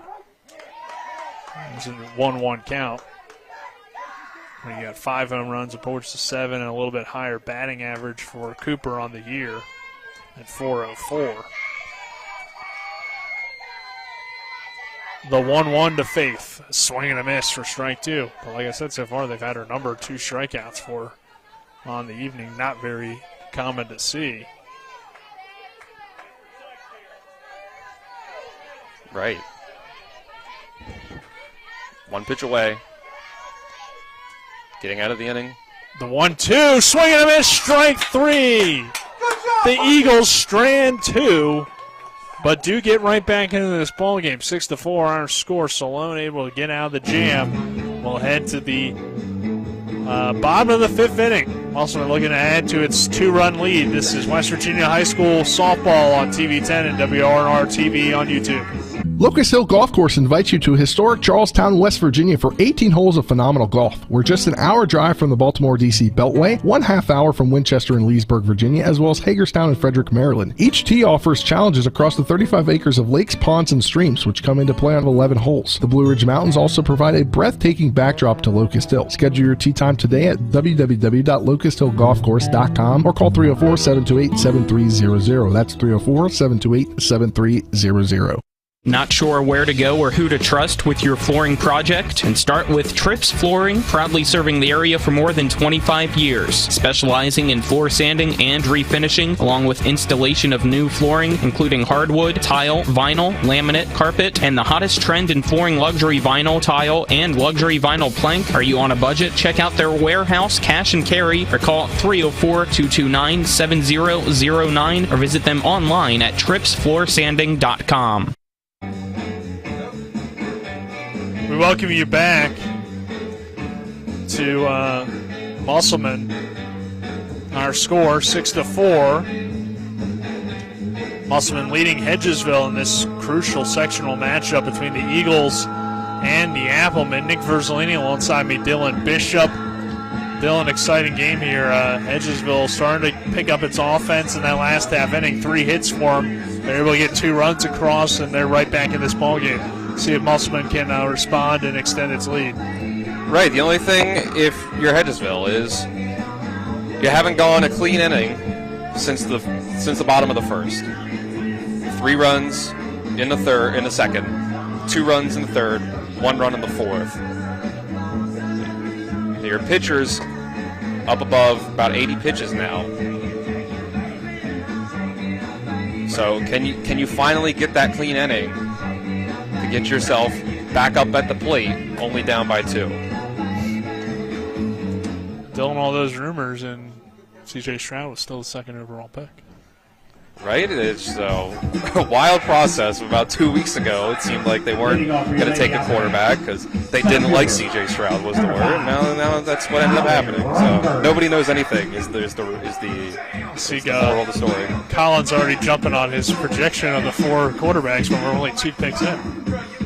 Right. If the Cardinals don't trade that pick, that's not going to be a quarterback. No, he doesn't know what he's talking about. Oh, well, here you go. They traded the pick, but it's to the Texans, who just took a quarterback. So never mind. Well, I mean, if you don't like any of the quarterbacks in the draft and you draft all of them, one of them's got to be good, right? Besides Bryce Young. Hey, maybe that's what they're going to go for. Could you imagine that? Swing and a miss, strike 1. I think the Houston Texans franchise would fold after that pick, unless it worked out. But hey, everything works out if it works out, you know? Yeah. Rutherford here at the plate, leading off this inning. She's had a good day. 2-hit ball game for her. Newland due up in the on-deck circle, followed by Slick. 1-1 count here, 6-4. And this one fouled away by Rutherford. 1 ball, 2 strikes. So we'll see if Gracie Brown can regain control. She's had kind of an up and down outing. The total runs make it look like she struggled, but really, Dylan, the defense has let her down at times. This one misses outside. 2 balls, 2 strikes. But Musselman has also put the pressure on the defense, like we said. If you can do that at this level, that's really the best way to be effective. It's not always about getting hits, just putting contact in and putting the ball in play. This is a ground ball hit toward third. Scooped up in third to first in time for out number 1. Good play there from Laughlin and Darlington for out number 1. Now batting for Lady Applemen. First baseman, number 13, Kevin Newland. So Newland will come to the plate after the ground out. A good start. Finally not having a leadoff base runner to start an inning. So you're hopefully on the right track. I mean, Dylan, you look at some of the numbers here tonight. 9 hits for Hedgesville, just 4 hits for Musselman. But it's 6 runs on 4 hits, and there's 4 Hedgesville errors, and then Musselman hasn't committed any errors. So give credit to their defense as well. 4 runs for the Eagles on 9 hits. This one misses for ball 1. Looking at the pitch count so far for Brown, she's now up to 89 pitches on this pitch. And it misses outside for ball 2. 2-0 count.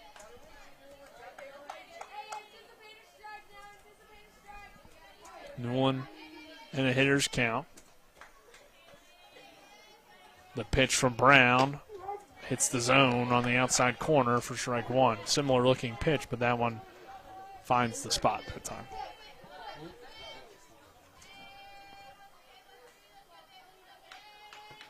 And this one hit on the ground to second base for Gutteridge, and the throw over to first in time for out number 3. Or out number 2, excuse me. Sometimes it's just been as simple as that. The difference between Musselman having this lead and perhaps Hedgesville having this lead, or a tie game perhaps, is making those simple plays like that. Yeah, but Hedgesville has found its defense a little bit better now this inning and the last inning,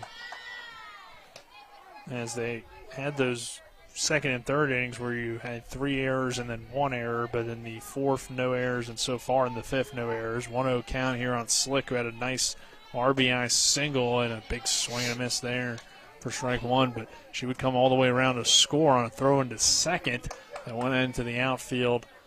So picks up an RBI and a run scored in the same at bat. The 1-1 misses high for a ball. She was able to drive in Rutherford earlier.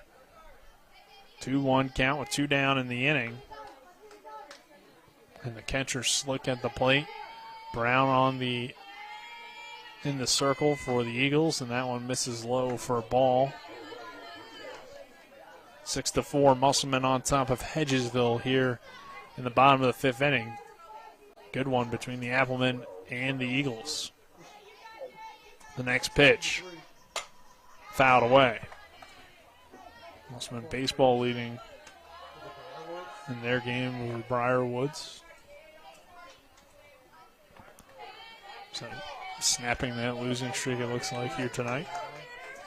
Musselman softball looking for a win in a crucial sectional matchup. The next pitch misses high and outside for ball 4. So it's a 2-out walk drawn by Slick. Oh, so close to getting out of this inning in uneventful fashion. But Ellwanger coming to the plate. She is 0 for 2 with 2 strikeouts on the day. And now in long sleeves as the sun has gone down. We've gotten a little cooler. This one misses high for a ball.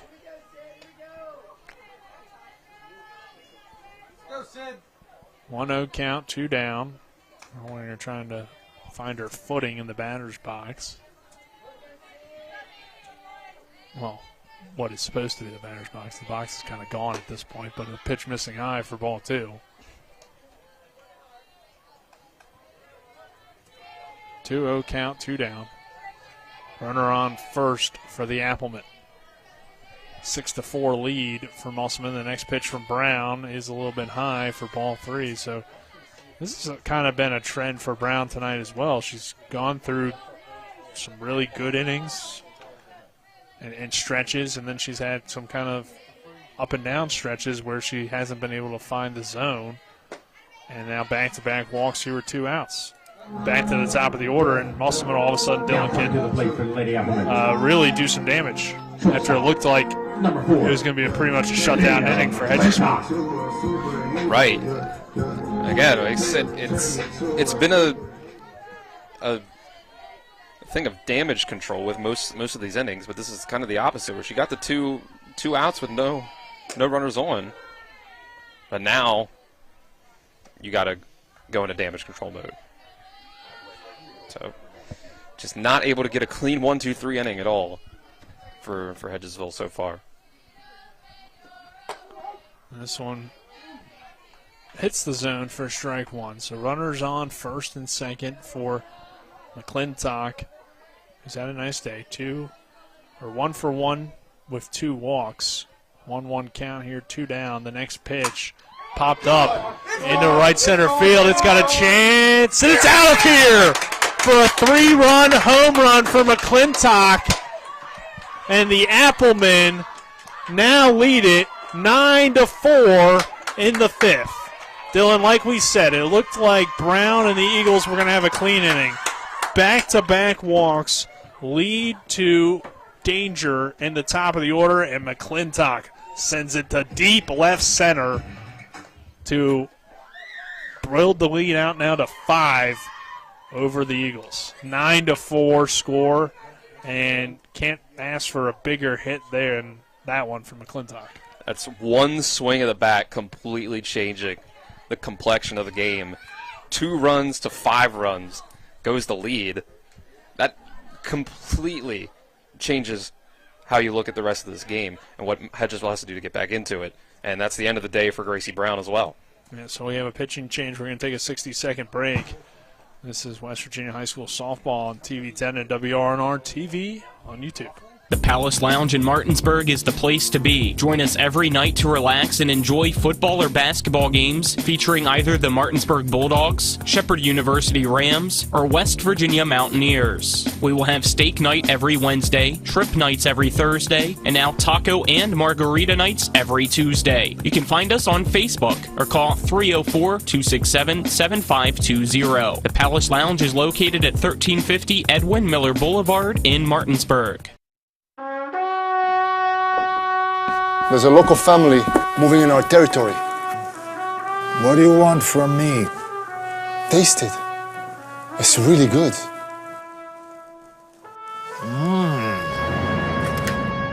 We'll go to the mattresses. It's not personal. It's strictly business. Leave the guns. Take the pizza. Rock's, now serving hot, fresh pizza to die for. Ow, that really hurt. We welcome you back to Musselman pitching change. Pitching changes are brought to you by Smallwood & Small Insurance in Martinsburg, your total insurance solution at 121 Administrative Drive. Call 304-263-3361. It's going to be Kelsey Van Dyne to try to close things out for the Eagles. And the day is over for Gracie Brown. Not a bad day. The final line looks a little bit worse than what it actually was for her. Maybe left her in one batter too long after she gave up those back-to-back walks. Here's a pitch that misses outside for ball one. But for Brown, 4 2/3, 5 hits, 9 runs, 5 earned, 6 walks, 3 Ks. Van Dyne has been their ace all year. Comes in with 74 1/3, or at least the main pitcher. ERA just over 4, 2-0 count, 2 outs. And Munson at the plate after the home run, the 3-run home run by McClintock. First pitch here misses outside or in the zone, excuse me. Third pitch of the at-bat, 2-1 count. 2-1 with 2 down. The next pitch from Van Dyne is low for ball 3. Yeah, Hedgesville just, again, it's just one out to get yourself out of this. Keep yourself alive in this game down to your final 6 outs. This one fouled away by Munson. So some 2-out rallies in the bottom of the 4th for Hedgesville, where they're able to get 2 runs. And then Musselman here with a 2-out rally of its own to respond with 3 more runs to take this 9-4 lead, and now another walk. This one coming to Munson, her second walk drawn of the day, and Stallone coming to the plate. Lady Applemen. Pitcher, number 3, Ellie Sloan. So Dylan, it has been a huge inning here in the 5th, and Musselman with 2 outs, not taking their foot off the gas here as this pitch misses outside for ball 1. I mean, you can't against this Hedgesville offense. You saw what they were able to do once they got a little bit of momentum in the last half inning. Exactly, yeah. They were able to score 2, and 9-4 ball game here. The next pitch, swing and a miss for strike 1. Sloan so far a RBI and a walk on her day. She had a ground out that drove in a run. 1-1 count with 2 outs. The next pitch called strike number 2. So Kelsey Van Dyne trying to get out of things in relief of Brown and head into that 6th inning with a chance for the Eagles offense. The next pitch, a swing and a miss, but foul tipped actually, so keeps the at-bat alive on 1 ball, 2 strikes. The runner on first is Munson. And Sloan battling here for the Applemen.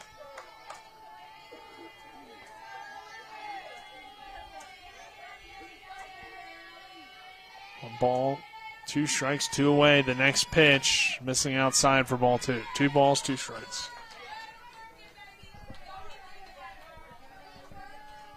The Musselman's just been real patient at the plate. They've made good contact when they've gotten the good pitches. The 2-2 fouled away again. And staying alive.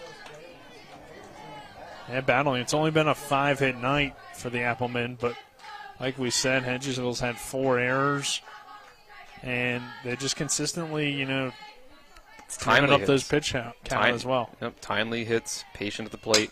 This one hit on the ground. Tough play, and nobody's going to be able to make it.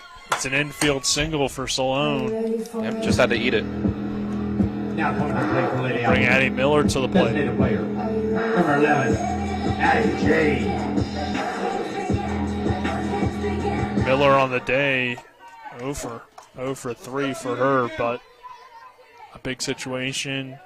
Your cleanup hitter, your designated player at the plate, Dylan. Definitely not the situation Hedgesville wants to be in. No, definitely not. So they're setting off fireworks. Or on the baseball field, I guess. Yep, baseball gets its win, ends its losing streak. We'll have Martinsburg tomorrow if the rain holds off, which is not looking very likely. If not, they'll most likely be playing on Saturday. Nothing official, though, yet, but that's just the rumor I've heard, Bill. Yeah. From sources. Sources point. Right. The rain hasn't come tomorrow yet because it's not tomorrow yet. Swing and miss, strike one. But it seems like it's going to. Yeah. And big game tomorrow. That could determine who gets the number 2 spot in the section. Right. Based on the fact that Musselman's been slipping up a little bit. And you got to have. Martinsburg's been playing a little bit better baseball. You got to have a little bit of urgency here for Hedgesville. Swing and miss, strike 2. 0-2 with 2 down and 2 on for the Applemen, 9-4 lead. You realize, in theory, 5-run lead, 2 runners on. This one slapped down the first baseline and hits foul, and that not a whole lot of room in foul territory down either baseline, at least in the infield, and not really too much in the outfield, but a little bit more. Yeah. What I was going to say is injury, I believe, from the first baseman, was it? Yeah, I believe it's Darlington on her way over there got injured, so they'll have to make a substitution for Hedgesville. But Dylan, go ahead and make your point, whatever that might have been. Well, you say you have 2 runners on and a 5-run lead. That technically, we're in the bottom of the 5th now. That puts the winning run from Musselman in the hole currently. So if you let this inning go 2 more batters, then you're in danger of not letting this game get to the 6th inning. Yeah, and all of a sudden that would be quite the change in feel of this ball game, because it felt like Hedgesville had the momentum heading into this inning, and they had 2 outs. They got those 2 outs very quickly, but then back-to-back walks. So give credit to the Musselman bottom of the order, getting it back to the top so McClintock could hit that 3-run homer. And then see another walk from Munson and a single from Salone. And like you said, the momentum has gone right back to Musselman. They didn't panic when Hedgesville had the bases loaded, 2 on before that with Brown at the plate, who has 7 home runs, and then the bases loaded with Cooper at the plate, who has 5 home runs and is batting over 400. They somehow found a way to get out of that with minimal damage, Dylan, and the momentum has flipped, and they didn't panic, and you got to give a lot of credit to this Musselman team. Absolutely. 9-4 lead so far, and we'll see what they're able to do in these with the 2 outs. As looks like we have a change at first. As we mentioned, Darlington did get injured, I believe, and now we have. I'm sorry, Darlington just came back in, so she just needs some time, so that's good to see. Pop up in the infield. Darlington comes over, makes the play for the final out of the inning, but the McClintock 3-run homer extends the Applemen lead to 9-4. We head to the 6th inning with Hedgesville coming back to the plate. This is West Virginia High School softball on Talk Radio, on TV 10 and WRNR TV on YouTube. Happiness grows here. Orr's Farm Market. Spring has sprung. Time to head to Orr's Farm Market to find your flowers, veggie plants, bagged mulches, and potting soil. Visit our bakery counter to try our new homemade quiches, pepperoni rolls, and don't forget our pie flavor of the month for April, Boston cream pie. We have West Virginia food products, local coffee, honey, maple syrup, dairy, and meat. We have 25 new Orr's jam and salsa flavors for you to try. Check us out at orrsfarmmarket.com, and remember, Orr's Farm Market, happiness grows here.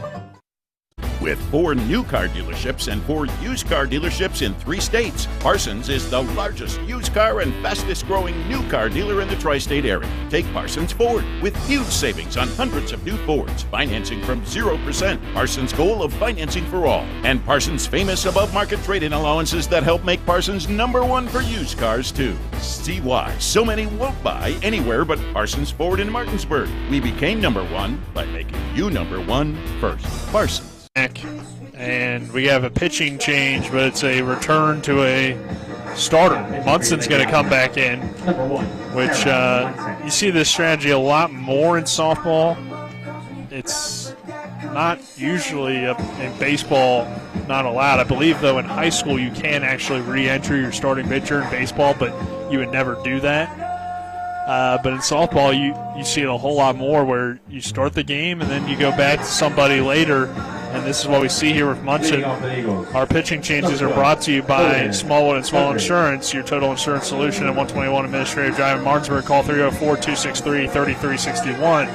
So we already seen her pitch, and Game Changer has this wrong, so that kind of is unfortunate because they have it as 5 innings for her. Let's see if we go to the Musselman one. It should be right?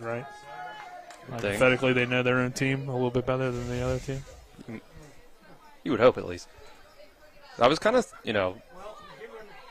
interested to see that Munson only went 2 innings. Yeah, so maybe this was the plan all along because she pitched pretty well in those 2 innings. Obviously, only gave up 2 runs, and both coming in the first inning. Yep, 2 innings, 3 hits, 2 earned, 2 strikeouts. Salone, 3 innings, 5 hits, 2 runs, but none of them earned 2 strikeouts. So Hedgesville's back at the plate. And we are at Gutteridge, followed by Darlington and Cooper due up. It's an 0-2 count for Gutteridge here in the 6th, top of the 6th inning. The pitch popped up into center field. That ball's got some carry, and it is out of here for a home run for Gutteridge. She had the double that hit off the wall, and that one just kept carrying out to center field, and it's a solo shot for Gutteridge, now a 9-5 game, and the momentum is back on the Eagles' side. Dylan. That's a big jump right away. You hope that's going to be able to keep the ball rolling down to the rest of your lineup. You can get back in this.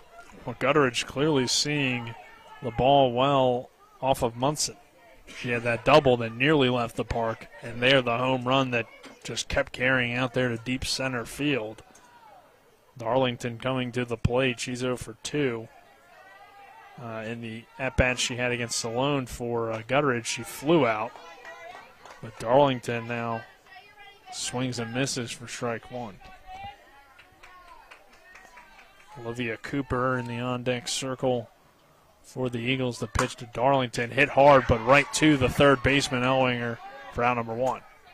So a line out here. And Cooper coming to the plate. She's 1 for 2 with a single and a fly out.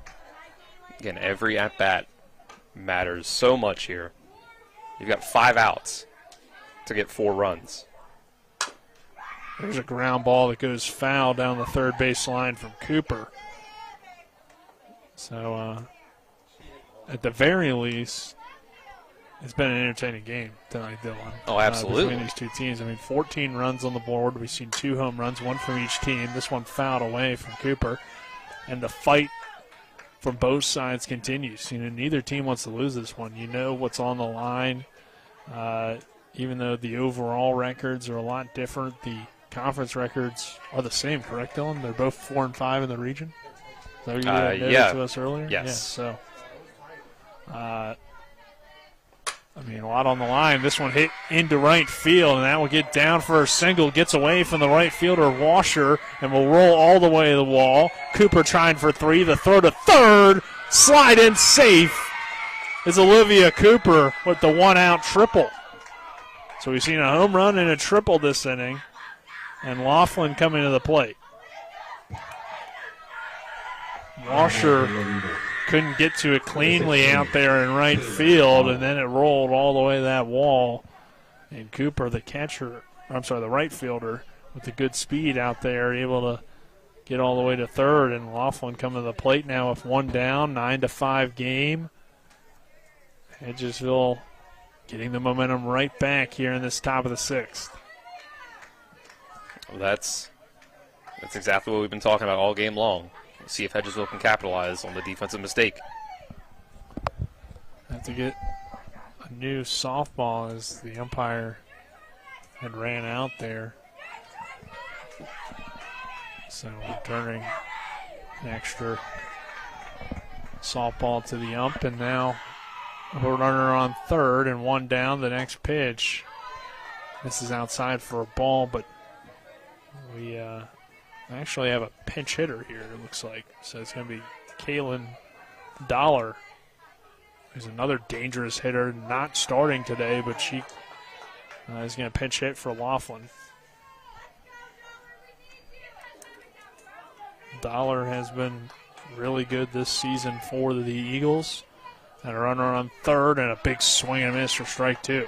Hitting over 400. A little bit surprised not to see her in the starting lineup, but giving her the day off, and we'll see if she can come through here. Her runner on third and just 1 out, 1-2 count. The pitch misses outside for ball 2. 9-5. Musselman leading Hedgesville. 2 balls, 2 strikes here on Dollar. The next pitch. Swing and a miss, strike 3 for out number 2. Big pitch there from Munson. Needed that. Now batting for the Eagles. Number 1. So back to the top of the order, and Maggie Boyer has been a very tough out. 3 for 3 with 3 singles today. A single here gets another run in for the Eagles. 2 down in the inning. The pitch to Boyer inside for ball 1. Following her is Copenhaver and then Collis. So we're back to the top of the order in this dangerous Hedgesville lineup. The next pitch, half swing there, checked, and misses for ball 2-0 count. I think this out is just if not more important for you than 2-0, hit on the ground, back to the pitcher, Munson, throw to first in time for out number 3. We head to the bottom of the 6th inning with Hedgesville trailing Musselman 9-5. This is West Virginia High School softball on TV 10 and WRNR TV on YouTube. Hi, Crescia Hornby here. Larry DeMarco, broker of Modern Realty Results, believes he has some of the best real estate agents in the Eastern Panhandle. Agents at Modern Realty Results have years of experience and knowledge of the local real estate market. Agents within the office work as a team to provide quality customer service. We strive to always ensure client satisfaction through handling every transaction with honesty and integrity, all while offering competitive rates. Modern Realty Results is veteran-owned and managed. Please call us at 262-4222, modernrealtyresults.com.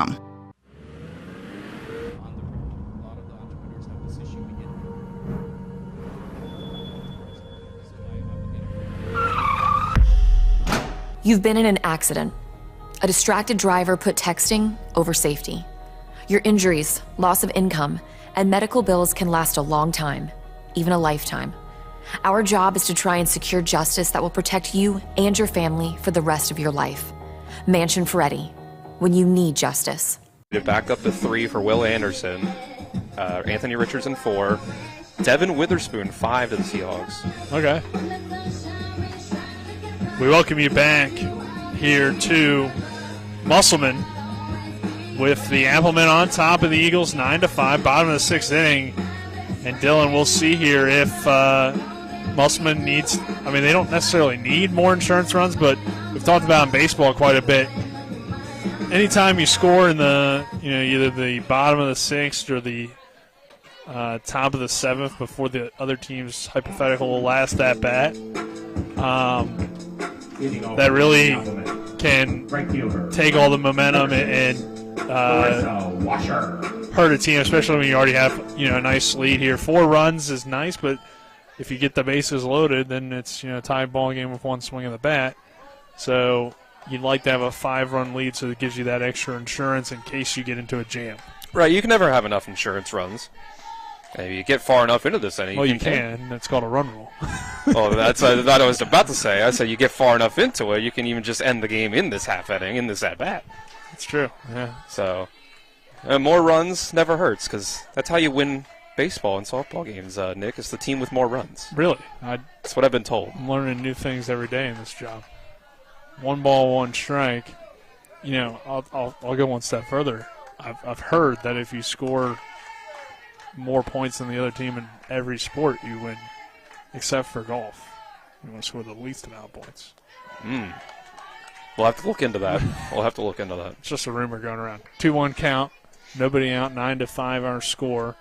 Musselman at the plate.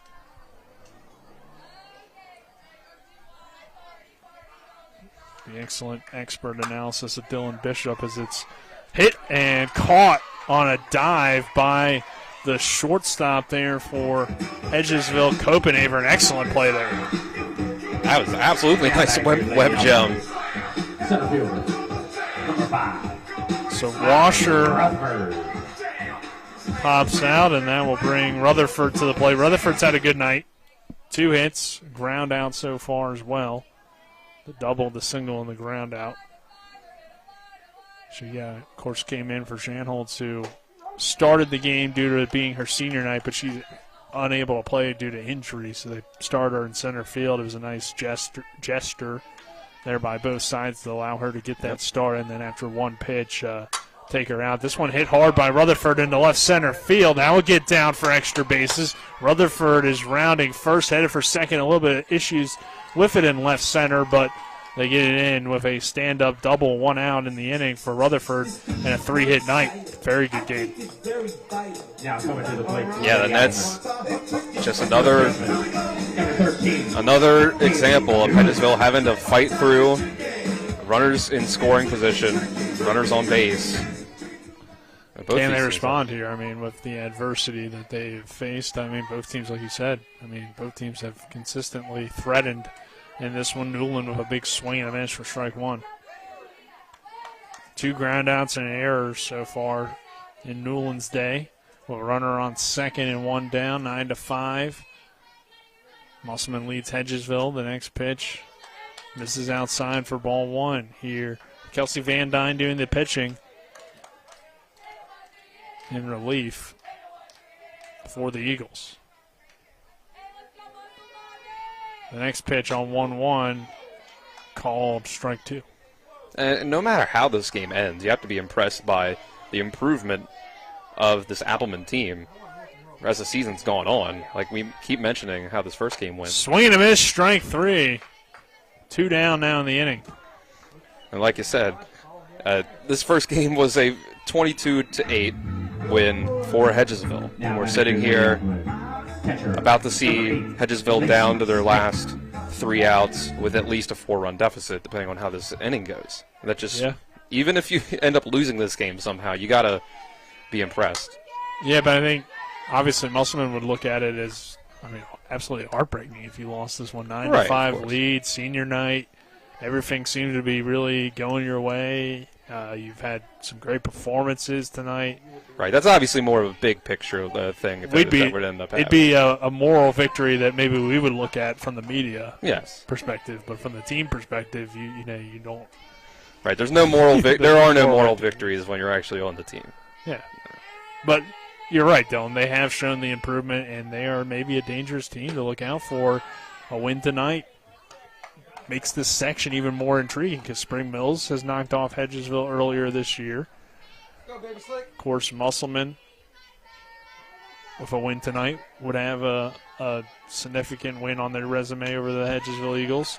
Pitch misses outside for ball 3, so what looked like an absolute probably locked maybe in the preseason, all of a sudden is, who knows if Musselman wins tonight, how things will go down come sectional time. Right.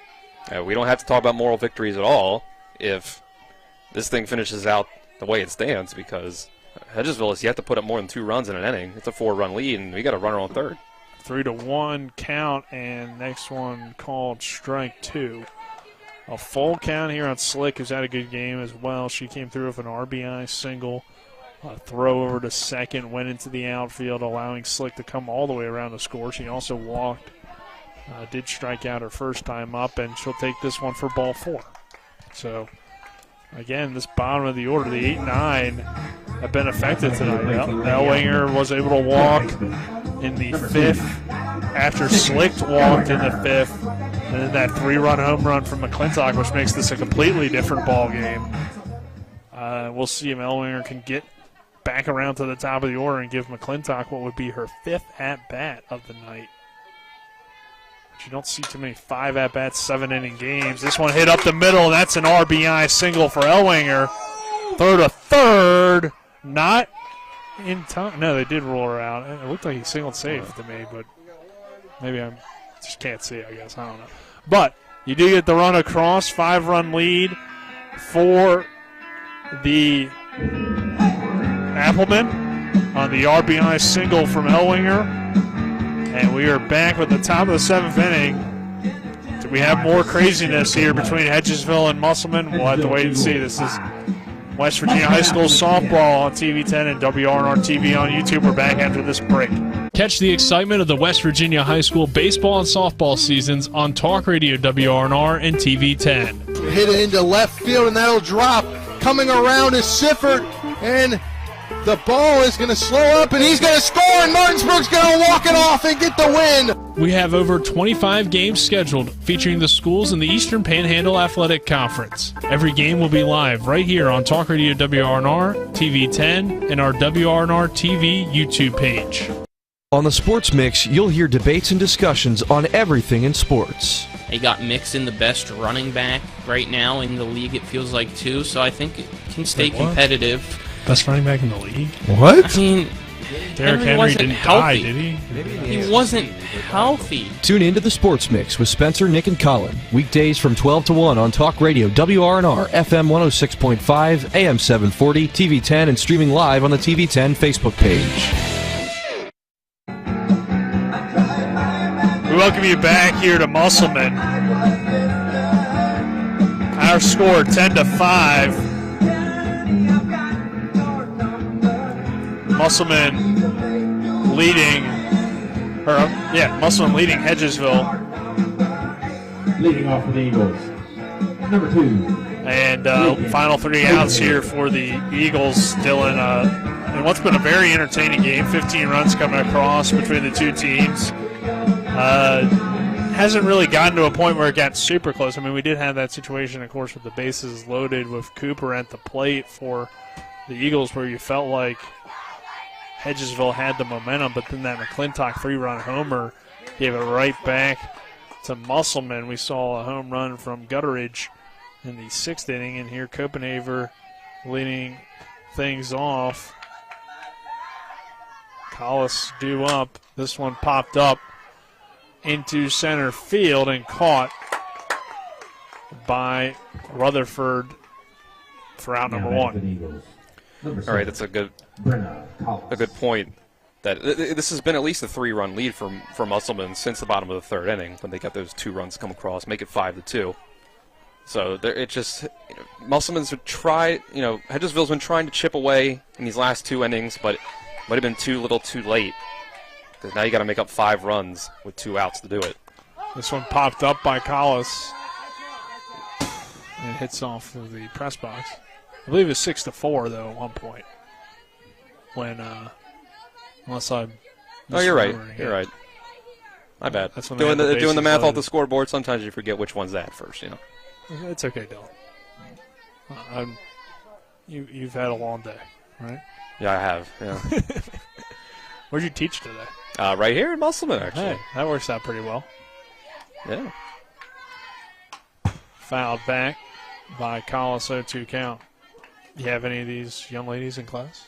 You know, I think I did. Maybe some JV players I recognized in uniform, but I mean, I don't think any of these. Easy day, something. Hey, you know, they're mostly easy. Mrs. Waterworth's biology class. Oh, there you go. Swing and a foul tip there by Collis. 1 down, 10-5. 0-2 count. So yeah, Munson, you know, couple runs since she's come back in, couple runs to start things out. But this one ripped by Collis into left field. That will get down for extra bases. Collis rounding first, and she is in there at second base with a stand-up double. Well, boy, usually you have to finish the sentence for the announcer's jinx to happen, but I was going to say Munson's been pitching pretty well despite giving up a few runs here and there.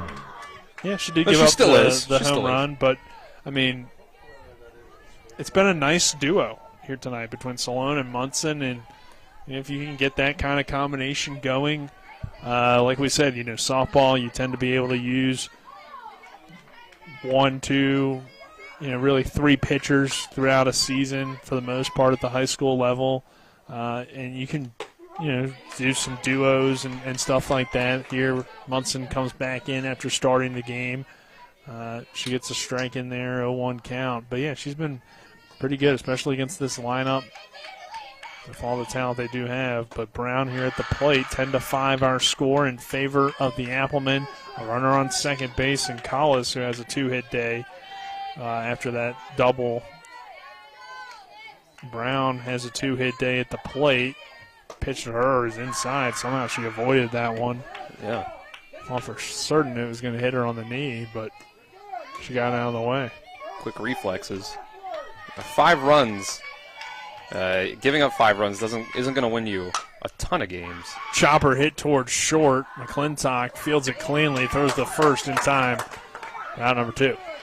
Like I was saying, 5 runs isn't going to win you a ton of games when you give that up, but your offense has just absolutely come through tonight, gotten you 10 runs. It's a comfortable lead. Now you're 1 out away from avenging a big loss from the beginning of the season. Yeah, and when you get, and only 3 of those 5 are earned, so the 2 pitchers have done their job here tonight. 0-1 count as the pitch hits the zone. Brown grounds out, and now Cooper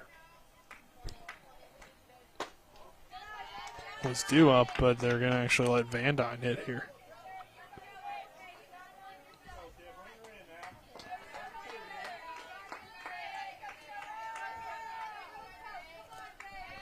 So Van Dyne comes in to hit. The 1-1 is a swing and a miss for strike 2. 1 ball, 2 strikes. A runner on third in Collis after she advanced on the ground out from Brown. The 1-2 pitch to Kelsey Van Dyne from Munson is just fouled away.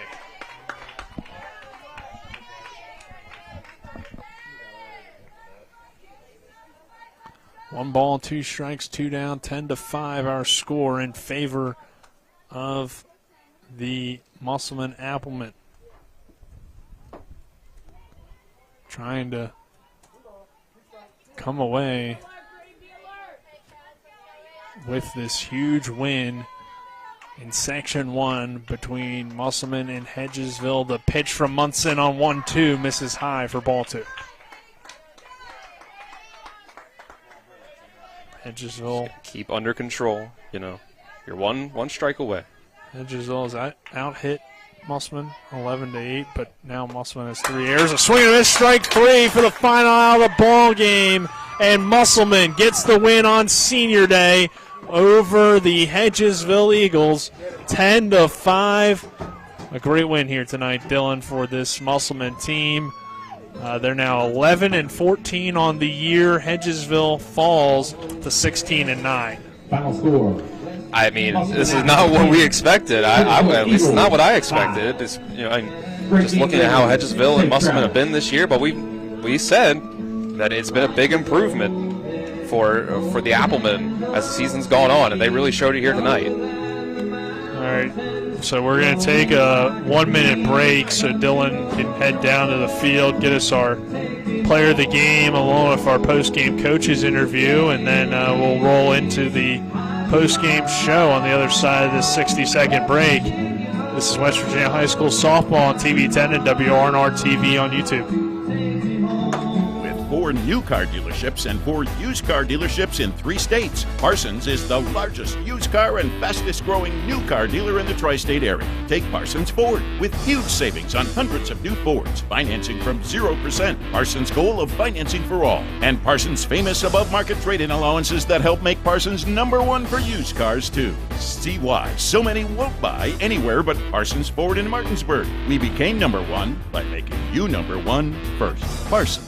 To get the best opportunity to be seen and recruited, join the American Legion Post 14 Hornets baseball team. Managed by Trip Tobin, Post 14 will prepare you for the next level by playing the best possible schedule, along with an experienced coaching staff and alumni coming back to help guide you through the process. Don't believe me? Ask Washington Patriot and Fairmont State commit Cam Moore. I've gotten a lot of looks with Post 14 more than any other team.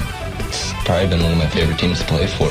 The Berkeley Post 14 Hornets are the premier Legion baseball team in the area. Here to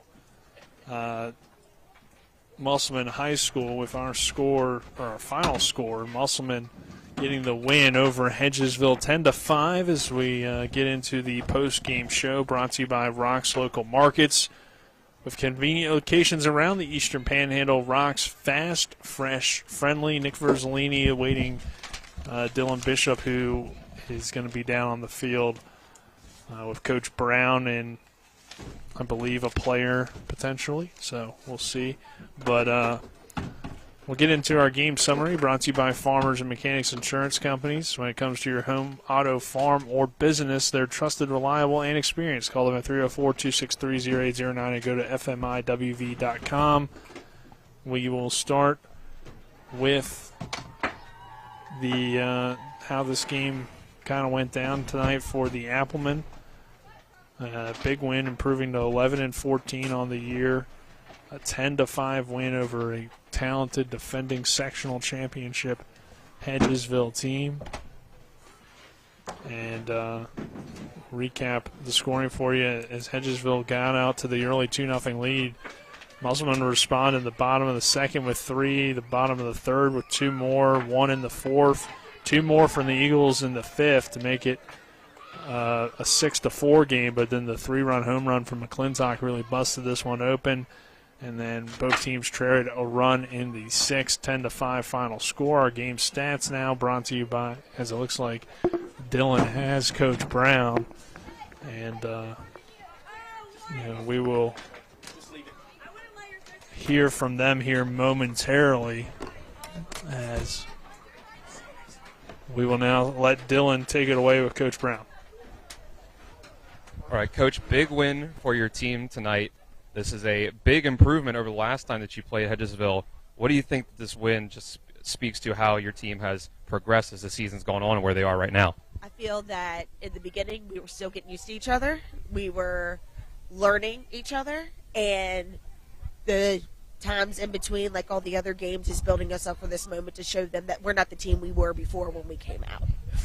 And tonight you got some good pitching from your team. You gave up a couple of runs in the beginning of the game, a couple at the end, but all in all, how'd you feel about your pitching and your defense tonight to be able to hold this high-powered offense only 5 runs?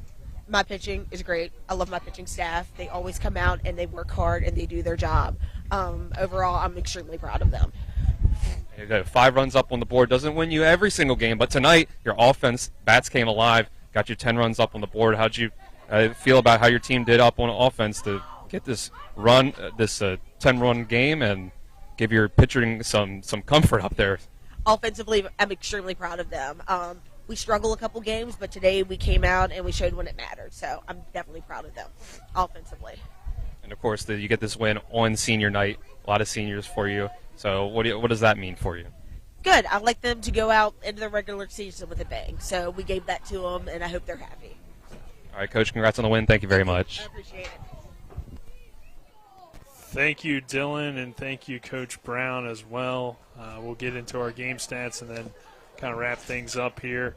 Game stats brought to you by Bechtel Jewelers, West Virginia's largest Pandora retailer, located on Route 11 South, right here in Inwood, taking care of you like nobody's business. McClintock goes 2 for 2 with the 3-run home run. Munson 0 for 2. Salone 1 for 3. 3 for 4 day for Rutherford. 1 for 2 day for Slick at the plate. 1 for 3 for Elwinger. 8 hits today for the Applemen on those 10 runs. Munson on the mound, or in the circle, 4 innings, 6 hits, 3 earned, 4 strikeouts. Salone, 3 innings, 5 hits, 2 strikeouts, and 2 runs, none of them earned when she was pitching. And then on the Hedgesville side, a 3 for 4 day for Boyer, a 1 for 4 day from Copenhagen. Collis goes 1 for 4, Brown 2 for 4, 2 for 3 for Gutteridge, 2 for 3 from Cooper. 11 hits for the Eagles in the ball game. 4 errors, just 5 runs though for Hedgesville. Brown goes 4 2/3, 5 hits, 9 runs, 5 earned, 6 walks, 3 strikeouts. Van Dyne 1 1/3, 3 hits, 1 strikeout. And Dylan, since you've made it back, our player of the game, I think I know how you're going to go, but you can go ahead and give me your decision for our player of the game here tonight. Well, I don't know. It was a really tough game to pick out just one particular player from, but I don't know if this is the way you think I'm going to go, but I'm going to give it to Sloan for the pitching that up on the mound for Musselman tonight. This is a high-powered offense of Hedgesville, and a couple runs here and there, but I think it was all in all a good performance. And you could really split that between the two pitchers if you really wanted to, but I thought it was a really good job of keeping Hedgesville under wraps at the plate. I was going to say McClintock. She had the 3-run home run. I thought that. Well, yeah, that was the other obvious thing there. We won't do co-players of the game here, but sometimes you don't want, you got to throw a curveball. Sometimes they don't throw those in softball. Well, maybe they do. I don't know. They should start. They should start. Yeah. Well, we will conclude our player of the game brought to you by Berkeley and Jefferson Medical Centers, leading healthcare here and everywhere. And we will take our final break. And on the other side of that break, you'll hear from Spencer back in the studio. Thank you for joining us here tonight, and have a good night, everyone. This is West Virginia High School Softball on Talk Radio WRNR and TV 10. On the Sports Mix, you'll hear the latest in local sports. Spring Mills Hedgesville Martinsburg went 2-2. Martinsburg might be looking like the favorites right now because the most recent meetings against Spring Mills and Hedgesville, they were the victors in.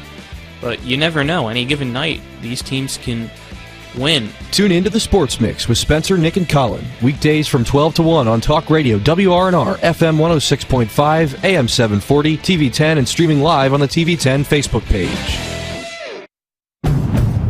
The Honda HR-V, CR-V, Pilot, Passport, and Ridgeline. They all have one thing in common. They never back off from a challenge. Available with all-wheel drive, the Honda SUV lineup has the performance you can count on and the capability to amaze.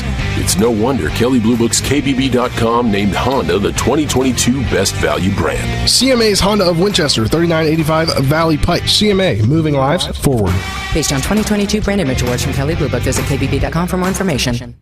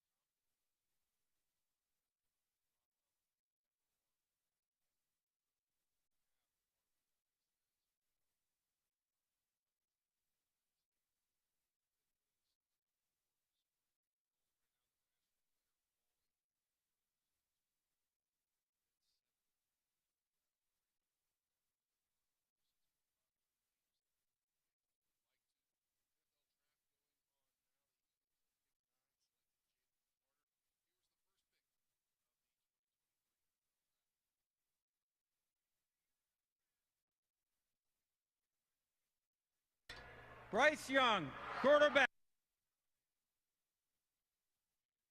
You heard it there. The first pick in the NFL draft was Bryce Young, and it's a shocker at 2 as this happened. With the second pick in the 2023 NFL draft, the Houston Texans select C.J. Stroud, quarterback, Ohio State. The Texans select C.J. Stroud at number 2. Well, the Cardinals on the clock at number 3. What do? The Texans trade back up with their second pick that was 12th overall, and they get the guy everyone's been saying they were going to get over the last few weeks, and here it is. The Arizona Cardinals have traded the third pick to the Houston Texans. With the third pick in the 2023 NFL Draft, the Houston Texans select Will Anderson Jr., linebacker, Alabama. As you hear right there, linebacker, Alabama, Will Anderson. And then a shocking pick, I think, really, at number 4, the Colts. They thought they were potentially going to have C.J. Stroud in their hands if the Cardinals indeed selected at number 3, but they didn't. They did go with the quarterback, and here's the quarterback selection. With the fourth pick in the 2023 NFL Draft, the Indianapolis Colts select Anthony Richardson. Anthony Richardson, as he goes off the board at number 4. Number 5 to the Seahawks was Witherspoon. Number 6 was Paris Johnson. At number 7 was Tyree Wilson, and going to the where are we at? The Falcons at number 8 was Bijan Robinson. Jalen Carter, the Eagles at 9, as I just mentioned, and pick number 10 just came in. I missed it. It's the West Virginia boy, the Tennessee Volunteer, the tackle, Darnell Wright. He gets selected in the 10th overall pick, and that's a huge pick. But Paris Johnson going to the Cardinals as they traded back up to the 6th pick. And then we mentioned the 7th, the Raiders go with Tyree Wilson from Texas Tech, the edge rusher. At number 7, the Falcons go with the running back from Texas, Bijan Robinson. At number 9, the Eagles go with defensive tackle from Georgia, Jalen Carter. We remember he had some legal issues, but those believed to have been taken care of. At 10, the Bears select the offensive tackle, Darnell Wright, out of Tennessee. The Tennessee Titans on the clock at number 11. The Commanders, they're slated to pick at number 16 if they do not trade back. The Steelers at number 17 and the Ravens at number 22. And the big news of the day, the Ravens and Lamar Jackson agreed to a 5-year, $260 million deal, as it's $5 million above what Jalen Hurts got from the Eagles most recently. And now Lamar Jackson, who everybody's freaking out, maybe he wasn't going to be playing for the Baltimore Ravens come the 2023 season, but he indeed is, as they get the deal done, and their man is back in Baltimore for 5 seasons. As we wrap things up here on tonight's Cody's Auto Body post-game scoreboard show, for the crew out at the field tonight, Colin McLaughlin running the camera, Dylan Bishop on color, Nick Verzolini on play-by-play. I'm Spencer Please saying have a great rest of your night, everyone, and tune into the Sports Mix tomorrow. We'll have reaction of the first round of the NFL draft. We'll recap these baseball and softball games and look ahead to next week. Hopefully they'll be playing baseball tomorrow night and softball, as we'll be previewing those games if the weather can hold off. But have a great rest of your night, everyone.